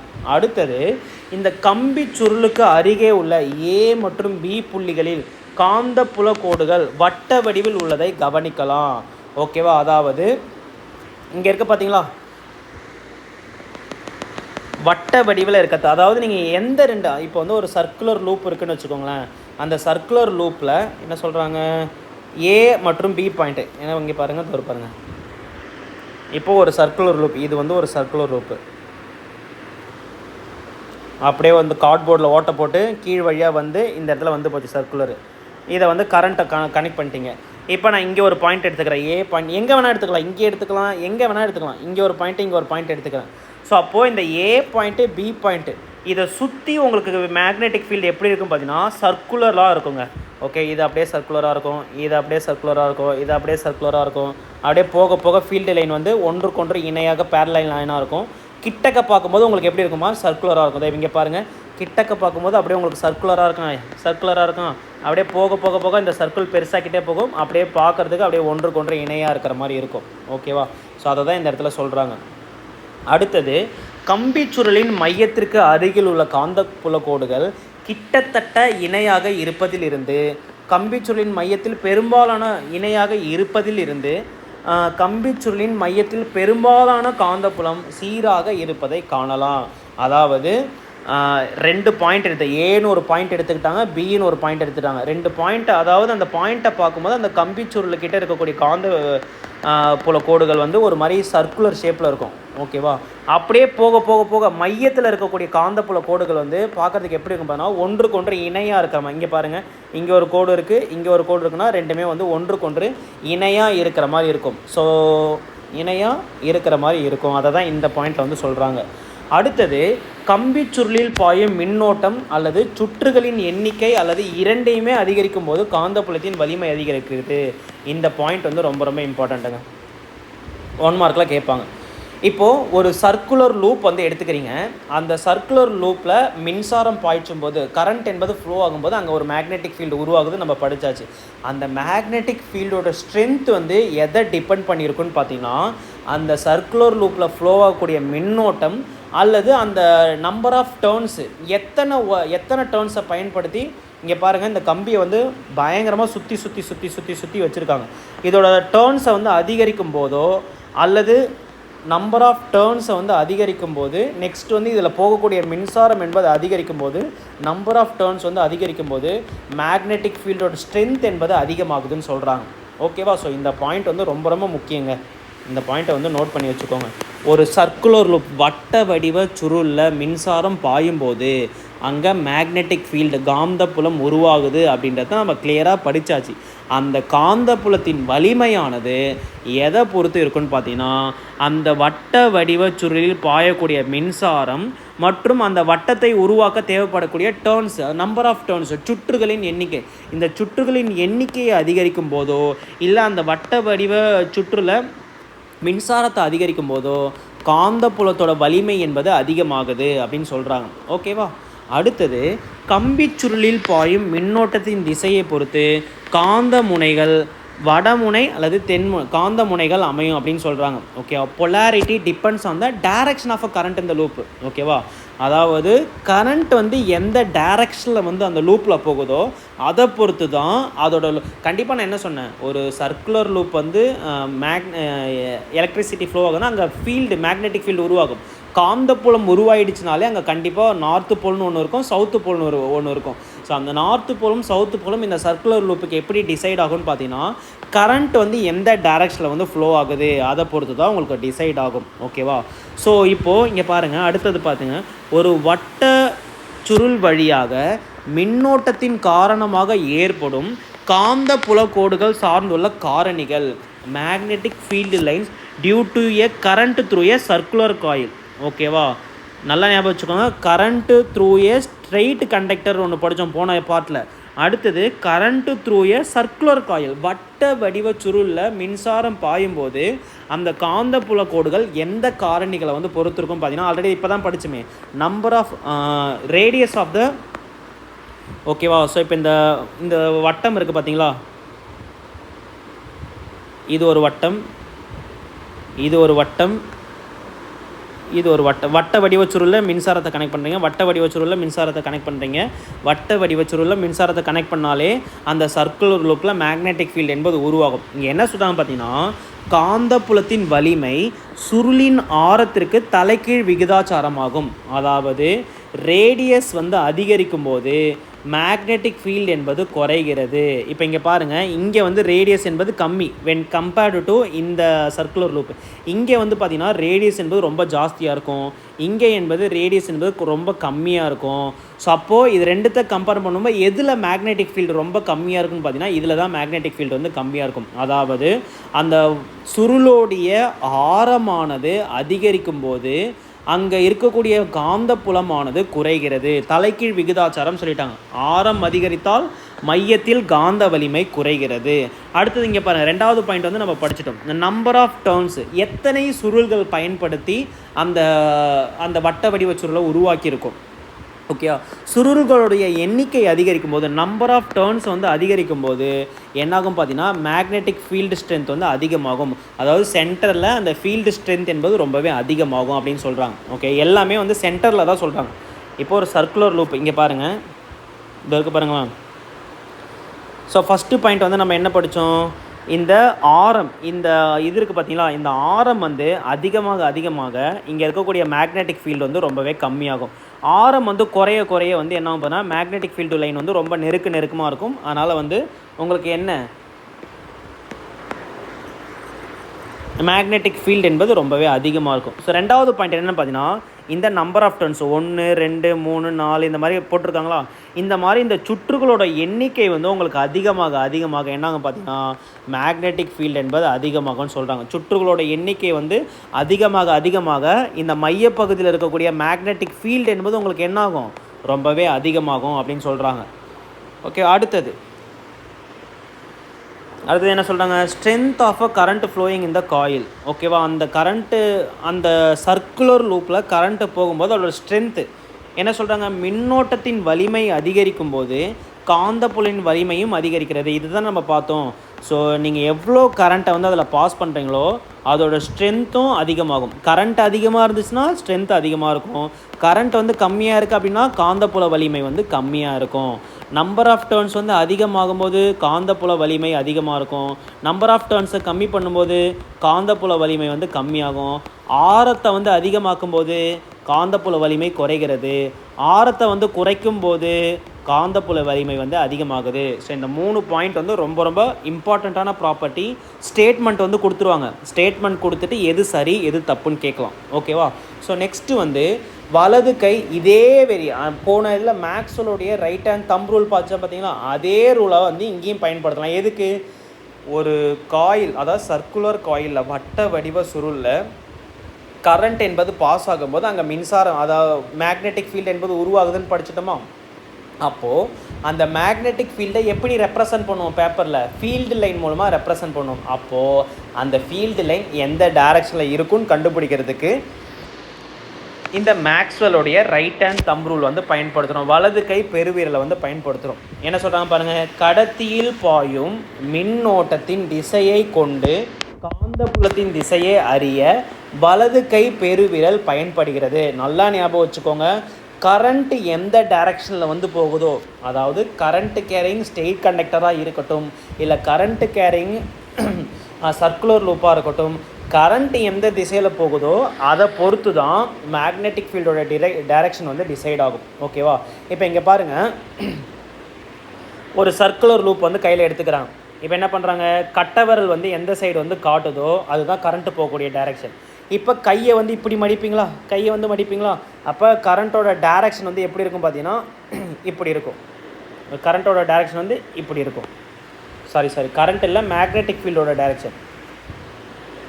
இப்போ அப்படியே பாருங்கள், கையை நவுத்திக்கிட்டே போகிறீங்க, கையை அப்படியே கொஞ்சம் கொஞ்சமாக நவுத்திக்கிட்டே போகிறீங்க. இப்போ கரண்ட் வந்து இந்த டைரக்ஷனில் வந்து போகுது. அப்போ கையை வந்து எந்த டைரக்ஷனில் மடிக்கிறீங்களோ அதுதான் உங்களுக்கு மேக்னெட்டிக் ஃபீல்டோட டைரக்ஷன். அப்படியே கையை நவுத்திக்கிட்டே வரீங்க, இந்த இடத்துக்கு வந்துட்டீங்க. இப்போ கட்டவர் வந்து எந்த சைடு காட்டுது, கரண்ட். பார்த்தீங்கன்னா இது அப்படியே சேர்த்துக்கிட்டே வந்தீங்கன்னா கரண்ட் வந்து உங்களுக்கு எந்த டைரக்ஷனில் போகுது, எல்லாமே கரண்ட் வந்து இந்த டைரக்ஷனில் தான் போகுது. அப்போ மேக்னெட்டிக் ஃபீல்டோட டைரக்ஷன் எப்படி இருக்கும் பார்த்தீங்கன்னா, அந்த இடத்துல நம்ம கையை மடிக்கும் போது என்ன டைரக்ஷனில் இருக்குமோ அந்த கம்பியை சுற்றி அந்த கரண்ட்டோட டைரக்ஷன், மேக்னெட்டிக் ஃபீல்டோட டைரக்ஷன் வந்து இருக்கும். ஓகே, ரொம்ப ரொம்ப இம்பார்ட்டண்ட்டான கான்செப்ட், பார்த்து வச்சுக்கோங்க. ஓகேவா? என்ன சொல்கிறாங்க, பெருவிரல் மின்னோட்டம் பாயும் திசையை காட்டும் வகையில் மின்னோட்டம் பாயும் கடத்தியை வலது கையினால் பிடிப்பதாக கொண்டால், ஓகேவா, அந்த கடத்தியை நீங்கள் வலது கையில் பிடிப்பதாக கொண்டால் சுற்றி பற்றி உள்ள மற்ற விரல்கள் காந்தப்புல கோடுகளின் திசையை காட்டும். என்ன சொல்ல வராங்க பார்த்தீங்கன்னா, இப்போ இங்கே ஒரு சர்க்குலர் கண்டக்டர் வந்து இருக்குங்க. இப்போ நீங்கள் இந்த இடத்துல வந்து கையை வைக்கிறீங்க. ஓகே, கையை இப்போ போயிட்டு இந்த கையை வந்து பிடிக்கிறீங்க அப்படின்னா, இப்போ இந்த பிடிக்கிறீங்க அப்படின்னா கட்டவிரல் காட்டக்கூடிய வலது கையை தான் பிடிக்கணும், அதாவது ரைட் ஹேண்டை தான் பிடிக்கணும். கட்டவிரல் காட்டக்கூடியது வந்து கரண்ட்டோட டைரக்ஷன். இந்த மற்ற விரலை வந்து மடிக்கிறீங்க பார்த்தீங்களா, அந்த மடிக்கும் போது ஒரு வளைவு வந்து உண்டாகுது பாருங்கள், மடிக்கிறீங்க பார்த்தீங்களா, அந்த டைரக்ஷன் தான் மேக்னெட்டிக் ஃபீல்டோட டைரக்ஷன். ஓகேவா? நீங்கள் இந்த காயிலுடைய எந்த பகுதியில் எடுத்தாலும் சரி, வலது கையை பிடிச்சிங்க அப்படின்னா கட்ட விரல் எந்த திசையில் இருக்கோ அது கரண்ட்டு போகக்கூடிய டைரக்ஷன். அந்த மற்ற விரல்களை வந்து மடித்து பற்றிக்கிறீங்க பார்த்தீங்களா, அந்த டைரக்ஷனை வந்து நம்ம என்ன சொல்லணும்னா மேக்னெட்டிக் ஃபீல்டு அப்படின்னு நம்ம சொல்கிறோம். ஓகேவா? இப்போ அடுத்தது, ஒரு ஸ்ட்ரெயிட் கண்டக்டரில் கரண்ட்டு போச்சுன்னா உருவாகக்கூடிய மேக்னெட்டிக் ஃபீல்டு, அதோட ப்ராப்பர்ட்டி, அதோட டைரக்ஷனை பற்றி படித்தாச்சு. அதே போல் ஒரு சர்க்குலர் லூப்பில் கரண்ட்டு பாஸ் ஆச்சுன்னா அங்கே உருவாகக்கூடிய மேக்னெட்டிக் ஃபீல்டு, அந்த மேக்னெட்டிக் ஃபீல்டோட ப்ராப்பர்ட்டி, அதோட டைரக்ஷனை பற்றி படித்தாச்சு. இப்போ அடுத்தது, ஒரு சொலினாய்டுக்குள்ளே கரண்ட்டை பாஸ் பண்ணுறது மூலமாக அங்கேயும் எந்த கண்டக்டர் இருந்தாலும் அந்த கண்டக்டரில் அது வந்து சொலினாய்டோ இல்லை சர்க்குலர் ஷேப்போ இல்லை ஸ்ட்ரெயிட் கண்டக்டரோ மின்சாரம் என்பது அதன் வழியாக பாயும்போது கண்டிப்பாக என்ன உருவாகும், காந்தப்புலம் என்பது உருவாகுமா? அப்போது ஒரு சொலினாய்டு வழியாக கரண்ட்டு பாஸ் ஆகும்போது அங்கே உருவாகக்கூடிய காந்தப்புலத்தை பற்றி நம்ம படிக்க போகிறோம். முதல்ல சொலினாய்டுனா என்னன்னு தெரிஞ்சுக்கோங்க. ஓகேவா? சொலினாய்டு என்பது என்னன்னு பார்த்தீங்கன்னா, ஒரு சிலிண்டர் வடிவத்தில் நெருக்கமாக சுற்றப்பட்ட காப்பிடப்பட்ட செம்பு கம்பின்னு, காப்பிடப்பட்ட இன்சுலேட்டட் காப்பர் ஒயர் இருக்குது பார்த்தீங்களா, அந்த காப்பர் ஒயரை இந்த மாதிரி சிலிண்டர் வடிவத்தில் நெருக்கமாக சுற்றப்பட்ட, இதுக்கு பேர் தான் என்ன சொல்லுவாங்க பார்த்தீங்கன்னா சொலினாய்டு அப்படின்னு சொல்லுவாங்க. பல வட்ட திருப்பங்களை கொண்ட ஒரு சுருள் தான் ஒரு சொலினாய்டு என்று அழைக்கப்படுகிறது. இங்கே பாருங்கள், இந்த இதுதான் அது. ஓகேவா? பயங்கரமாக என்ன பண்ணியிருக்காங்க, சுருள் வடிவில் இந்த மாதிரி சுருட்டி என்ன பண்ணால் பார்த்தீங்கன்னா ஒரு சொலினாய்டை வந்து உருவாக்குறாங்க. இப்போ இந்த 2 பாயிண்ட்லேயும் நான் என்ன பண்ண பார்த்தீங்கன்னா கரண்ட்டை வந்து கனெக்ட் பண்ணுறேன். ஓகே, இந்த 2 பாயிண்டில் வந்து என்ன பண்ணால், இப்போ இதில் மின்சாரம் போகுது அப்படின்னாலே இதில் என்ன உருவாகும், இந்த கம்பியோட சுருளை சுற்றி என்ன உருவாகும்னு பார்த்தீங்கன்னா மேக்னெட்டிக் ஃபீல்டு வந்து உருவாகும். ஓகேவா? ஸோ இதுக்குள்ளே மேக்னெட்டிக் ஃபீல்டு இருக்கும், அப்புறம் இதை சுற்றி வந்து மேக்னெட்டிக் ஃபீல்டு வந்து இருக்கும். ஓகேவா? இங்கே பாருங்கள், இப்படி தான் இருக்கும். இதுதான் ஒரு சொலினாய்டுன்னு வச்சுக்கோங்களேன். இதில் இருக்கு பாருங்கள், இதுதான் ஒரு சொலினாய்டு. இங்கே பாருங்கள், அதுக்குள்ளே மேக்னெட்டிக் ஃபீல்டு லைன்ஸாக போட்டுங்க. மின்னோட்டத்தை சுமந்து செல்லும் ஒரு சொலினாய்டு ஒரு பார் காந்தகத்தை போன்ற, ஓகே நல்லா ஞாபகம் வச்சுக்கோங்க, இது வந்து நார்மலாக ஒரு சொலினாய்டா. இப்போ இதில் வந்து கரண்ட் வந்து பாஸ் ஆகுது. இது வந்து ஒரு சொலினாய்டு. 1 மார்க்கில் கேட்பாங்க. இது வந்து ஒரு சொலினாய்டு. ஜஸ்ட் இது வந்து ஒரு சொலினாய்டு தான். சொலினாய்டு அப்படின்னா ஒரு இன்சுலேட்டட் காப்பர் ஒயரை சிலிண்ட்ரிக்கல் ஷேப்பில் சுருட்டி உருவாக்குவது என்னென்னு பார்த்தீங்கன்னா சொலினாய்டு. இப்போது இதில் நீங்கள் ஒரு மின்சாரத்தை ஒரு பேட்டரியை கனெக்ட் பண்ணி இது வழியாக கரண்ட்டை பாஸ் பண்ணுறீங்க அப்படின்னா இந்த மின்சாரம் பாயக்கூடிய சொலினாய்டு வந்து எப்படி உங்களுக்கு ஆக்ட் பண்ணும் பார்த்தீங்கன்னா ஒரு பார் மேக்னெட் மாதிரி ஆக்ட் பண்ணும். அப்போ பார் மேக்னெட்னா கண்டிப்பாக இதுக்கு வந்து 2 போல் இருக்கும். நார்த் போல்னு ஒன்று இருக்கும், சவுத் போல்னு ஒன்று இருக்கும். அதை தான் இங்கே சொல்கிறாங்க.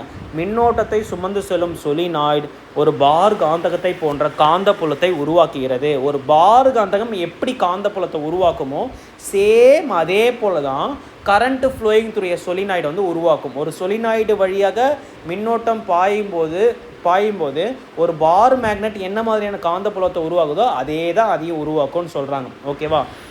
ஒரு முனை வட துருவமாகவும் மறுமுனை தென் துருவமாகவும் செயல்படுகிறது. இதான பார் மேக்னெட்டு. பார் மேக்னெட்டுடைய ஒரு போல் வந்து நார்த் டைரெக்ஷன், இன்னொரு போல் வந்து சவுத் டைரெக்ஷன். அதில் இதை சுற்றி வந்து மேக்னெட்டிக் ஃபீல்டு இருக்கும். அந்த மேக்னெட்டிக் ஃபீல்டை நம்மளால் பார்க்க முடியாது, ஆனால் காம்பஸ் வச்சு நம்மளால் உணர முடியும். ஓகேவா? இங்கேயே வந்து என்ன பண்ணலாம், ஒரு காம்பஸ் வந்து நீங்கள் எடுத்துகிட்டு போகும்போது என்ன ஆகும் பார்த்தீங்கன்னா இந்த ஃபீல்டு லைன், இங்கே ஃபீல்டு லைன் இருக்குன்னா இந்த இடத்துல காம்பஸ் எடுத்துகிட்டு போகும்போது டிஃப்ளெக்ட் ஆகும். ஓகேவா? ஸோ இப்போ இங்கே பாருங்கள்,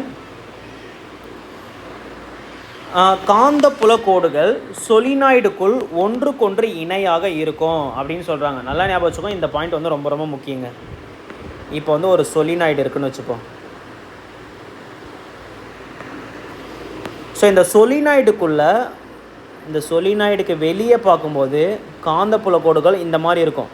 ஆனால் இந்த சொலினாய்டுக்குள்ளே பார்க்கும்போது எப்படி இருக்குன்னா ஒன்றுக்கொன்று இணையாக இருக்கிற மாதிரி இருக்கும். இந்த சொலினாய்டுக்குள்ளே காந்தப்புல கோடுகள் எப்படி இருக்கும் பார்த்தீங்கன்னா ஒன்றுக்கொன்று இணையாக இருக்குன்ற மாதிரி சொல்கிறாங்க. காந்தப்புல கோடுகள் சொலினாய்டுக்குள் ஒன்றுக்கொன்று இணையாக உள்ளன. இது ஒரு பார் காந்தகத்தை போன்றது. பார் காந்தகம் அப்படி தானே இருக்கும். பார் காந்தகம் வந்து வெளியிலேருந்து பார்க்கும்போது நார்த்து போல் வந்து சவுத் போல், சொலினாய்டு வெளியிலேருந்து பார்க்கும்போது நார்த்து போல்லேருந்து சவுத் போலுக்குள்ளே டைரக்ஷன் வந்து இருக்கும். ஓகேவா? போல தோன்றினாலும் உள்புறமாக பார்த்தீங்கன்னா சவுத்துலேருந்து நார்த் வழியாக போகிற மாதிரி இருக்கும். அப்போ அந்த பார் மேக்னெட்டுக்குள்ளே சவுத்துக்குள்ளே இருக்கக்கூடிய ஃபீல்டு லைன் எப்படி இருக்கும் பார்த்தீங்கன்னா ஒன்றுக்கொன்று இணையாக இருக்கும். சேம் அதே போல் தான் ஒரு சொலினாய்டு நீங்கள் எடுத்துக்கிட்டிங்க அப்படின்னா அந்த சொலினாய்டுக்கு வெளியிலேருந்து பார்க்கும்போது ஃபீல்டு லைன் வந்து உங்களுக்கு இந்த மாதிரி இருக்கும். ஆனால் சொலினாய்டுக்குள்ளே ஃபீல்டு லைன் வந்து எப்படி இருக்கும் பார்த்தீங்கன்னா ஒன்றுக்கொன்று இணையாக இருக்கும்னு சொல்கிறாங்க. ஓகேவா? இங்கே பாருங்கள், இந்த காட்டுறாங்க, தெளிவாக காட்டியிருக்காங்க. சொலினாய்டுக்குள்ளே இருக்கக்கூடிய ஃபீல்டு லைன் வந்து எப்படி இருக்கும் பார்த்தீங்கன்னா ஒன்றுக்கொன்று இணையாக இருக்கிறது. ஆனால் வெளியே பார்க்கும்போது அதோட ஃபீல்டு லைன் வந்து எப்படி இருக்குது, வெளியே பார்க்கும்போது ஒரு ஃபீல்டு லைன் வந்து இந்த மாதிரி இருக்குது, வெளியே பார்க்கும்போது ஒரு ஃபீல்டு லைன் வந்து இந்த மாதிரி இருக்குது. ஓகேவா? காந்தப்புலத்தின் வலிமை சொலினாய்டில் உள்ள திருப்பங்களின் எண்ணிக்கை. ஓகேவா? இப்போ இங்கே வந்து மேக்னெட்டிக் ஃபீல்டோட ஸ்ட்ரென்த் வந்து எப்படி மாறுபடுதுன்னு பார்த்தீங்கன்னா, ஸோ ஸ்ட்ரெயிட் கண்டக்டரில் நம்ம என்ன பார்த்தோம், ஸ்ட்ரெயிட் கண்டக்டரில் கரண்ட்டை அதிகப்படுத்துனீங்க அப்படின்னா மேக்னெட்டிக் ஃபீல்டு ஸ்ட்ரென்த் அதிகமாக இருக்கும், அதாவது காந்தப்புல வலிமை அதிகமாக இருக்கும். டிஸ்டன்ஸ், அந்த மேக்னெட்டிக் ஃபீல்டு லைனோட டிஸ்டன்ஸ் அதிகரிக்கும் போது காந்தப்புல வலிமை வந்து கம்மியாகும். கரண்ட்டு கேரிங் சர்க்குலர் லூப், வட்ட வடிவச்சுருளில் மின்சாரம் பாயும் போது ஆரம் அதிகமாகும் போது காந்தப்புல வலிமை என்னாகுது, குறைகிறது. நம்பர் ஆஃப் டர்ன்ஸ், சுற்றுகளின் எண்ணிக்கை அதிகமாகும் போது காந்தப்புல வலிமை வந்து அதிகமாகிறது. அதே போல் அடுத்தது என்ன படித்தோம், சுற்றுகள் அதிகமாகும் போது ஆரம் அதிகமாகும் போது நெக்ஸ்ட் இன்னொன்று படித்தோமே, அதுக்குள்ளே மறந்து போயிடுச்சு. நம்பர் ஆஃப் டர்ன்ஸு, அடுத்தது கரண்ட்டு. அந்த சர்க்குலர் லூப்பில் கரண்ட் அதிகமாக நீங்கள் ஃப்ளோ பண்ணிங்கன்னா அங்கே வந்து காந்தப்புல வலிமை வந்து அதிகமாக. சேம் அதே போல் சொலினாய்டு இருக்குது பார்த்தீங்களா, இந்த சொலினாய்டோடைய சுற்றுகள் திருப்பங்களின் எண்ணிக்கையை வந்து அதிகமாக்கும் போது அதில் பாயும் மின்னோட்டத்தின் அளவு ஆகியவற்றைக்கு நேர்த்தகவில் இருக்கும். எண்ணிக்கை மற்றும் அதில் பாயும் அதாவது காந்தப்புல வலிமை. ஒரு சொலினாய்டில் கரண்ட் வந்து ஃப்ளோ ஆகுதுன்னா அங்கே காந்தப்புலம் இருக்கும். அந்த காந்தப்புலத்தோட ஸ்ட்ரென்த் வலிமை என்பது அந்த சொலினாய்டில் ஃப்ளோ ஆகக்கூடிய கரண்ட்டு மற்றும் அந்த திருப்பங்களின் எண்ணிக்கைக்கு வந்து நேர்த்தகவலை இருக்கும்னு சொல்கிறாங்க. Simple concept. சொலினாய்டோடைய திருப்பங்களை இந்த சுற்றுகளோட எண்ணிக்கையை வந்து அதிகப்படுத்தும் போது மேக்னெட்டிக் ஃபீல்டு ஸ்ட்ரென்த் வந்து அதிகமாகும். அதிக கரண்ட்டை பாஸ் பண்ணும்போது உங்களுக்கு மேக்னெட்டிக் ஃபீல்டு ஸ்ட்ரென்த் வந்து அதிகமாகும். 3 இடத்துலையுமே சரிங்க, ஸ்ட்ரெயிட் கண்டக்டராக இருக்கட்டும், இல்லை சர்க்குலர் லூப்பாக இருக்கட்டும், இல்லை சொலினாய்டாக, 3 இடத்துலையுமே வந்து நீங்கள் கரண்ட் அதிகமாக அனுப்புனீங்கன்னா ஃபீல்டு ஸ்ட்ரென்த்து அதிகமாக இருக்கும். கரண்ட்டை கம்மியாக அனுப்புனீங்கன்னா காந்தப்புல வலிமை என்பது கம்மியாக இருக்கும். இது மூணுத்துலேயும் காமனான விஷயம். ஓகேவா? அடுத்தது 2வதுல வந்து நம்பர் ஆஃப் டர்ன்ஸ் வந்து அதிகமாகும்போது காந்தப்புல வலிமை அதிகமாகுது. இங்கேயும் வந்து திருப்பங்களின் எண்ணிக்கையை வந்து அதிகமாக்கும் போது காந்தப்புல வலிமை வந்து அதிகமாக, எம்எஃப்னா மேக்னெட்டிக் ஃபீல்ட், காந்தப்புல வலிமை வந்து அதிகமாகிறது. ஓகேவா? ஓகே. ஸோ இது வரைக்கும் கிளாஸ் வந்து முடியட்டும். கிட்டத்தட்ட நம்ம எல்லாமே நம்ம பார்த்தாச்சு. பேசிக்கான விஷயங்கள் எல்லாம், பேசிக்லேருந்து ரொம்ப ரொம்ப இம்பார்ட்டண்டான விஷயம் எல்லாமே கவர் பண்ணியாச்சு. இதுக்கப்புறம் எலக்ட்ரோ மேக்னெட்னா என்ன, அதுவே வந்து ஒரு சொலினாய்டு, கரண்ட் ஃப்ளோயிங் சொலினாய்டுக்குள்ளே இன்னொரு கரண்ட் கேரிங் கண்டக்டரை கொண்டு போகும்போது என்ன ஆகும், ஃப்ளெமிங்கோட ரைட் ஹேண்ட் விதி என்ன, ஃப்ளெமிங்கோட லெஃப்ட் ஹேண்ட் விதி என்ன, அதை பயன்படுத்தி வரக்கூடிய மோட்டார்ஸு, ஜென்ரேட்டர்ஸு எல்லாத்தையுமே நம்ம நெக்ஸ்ட் கிளாஸில் வந்து பார்க்கலாம். ஸோ இந்த வீடியோ பதிவு பிடிச்சிருந்தா மறக்காமல் எல்லாருமே லைக் பண்ணி விட்டுக்கோங்க. உங்களோட ஃப்ரெண்ட்ஸுக்கு வந்து ஷேர் பண்ணி விடுங்க. தயவு செஞ்சு நான் சொல்கிறேனேன்னு தப்பாக எடுத்துக்காதீங்க. இந்த லெசன் ரொம்ப ரொம்ப முக்கியமான விஷயம். இந்த லெசன் வந்து நிறைய கொஸ்டின்ஸ் வந்து அப்கமிங் குரூப் டிக்கு வந்து எதிர்பார்க்கலாம். அதனால் லெசன் புரியல அப்படின்னா பொறுமையாக நிறுத்தி நிதானமாக ஸ்லோவில் போட்டு கூட வீடியோ பதிவை வந்து பாருங்கள். ஓகேவா? ஸோ நெக்ஸ்ட் இந்த ஸ்க்ரீனில் தெரியிற இந்த மெட்டீரியல் வந்து நம்ம சேல் பண்ணிகிட்ருக்கோம். இந்த அப்டேட்டட் சயின்ஸ் மெட்டீரியல் உங்களுக்கு வேணும் அப்படின்னா 800 பே பண்ணிவிட்டு உங்களோட கம்ப்ளீட் அட்ரஸ் சென்ட் பண்ணிங்கன்னா ஒரு 4லேருந்து 5 நாளுக்குள்ளே கொரியர் வந்து ரிசீவ் பண்ணிக்கலாம். ஓகேவா? ஸோ இந்த மெட்டீரியல் உங்களுக்கு வேணும் அப்படின்னா ஸ்க்ரீனில் தெரியிற இந்த நம்பருக்கு காண்டாக்ட் பண்ணி வாட்ஸ்அப் மூலமாக அக்சஸ் பண்ணிக்க முடியும். Okay fine, thank you. நம்ம நெக்ஸ்ட் வீடியோவில் பார்க்கலாம்.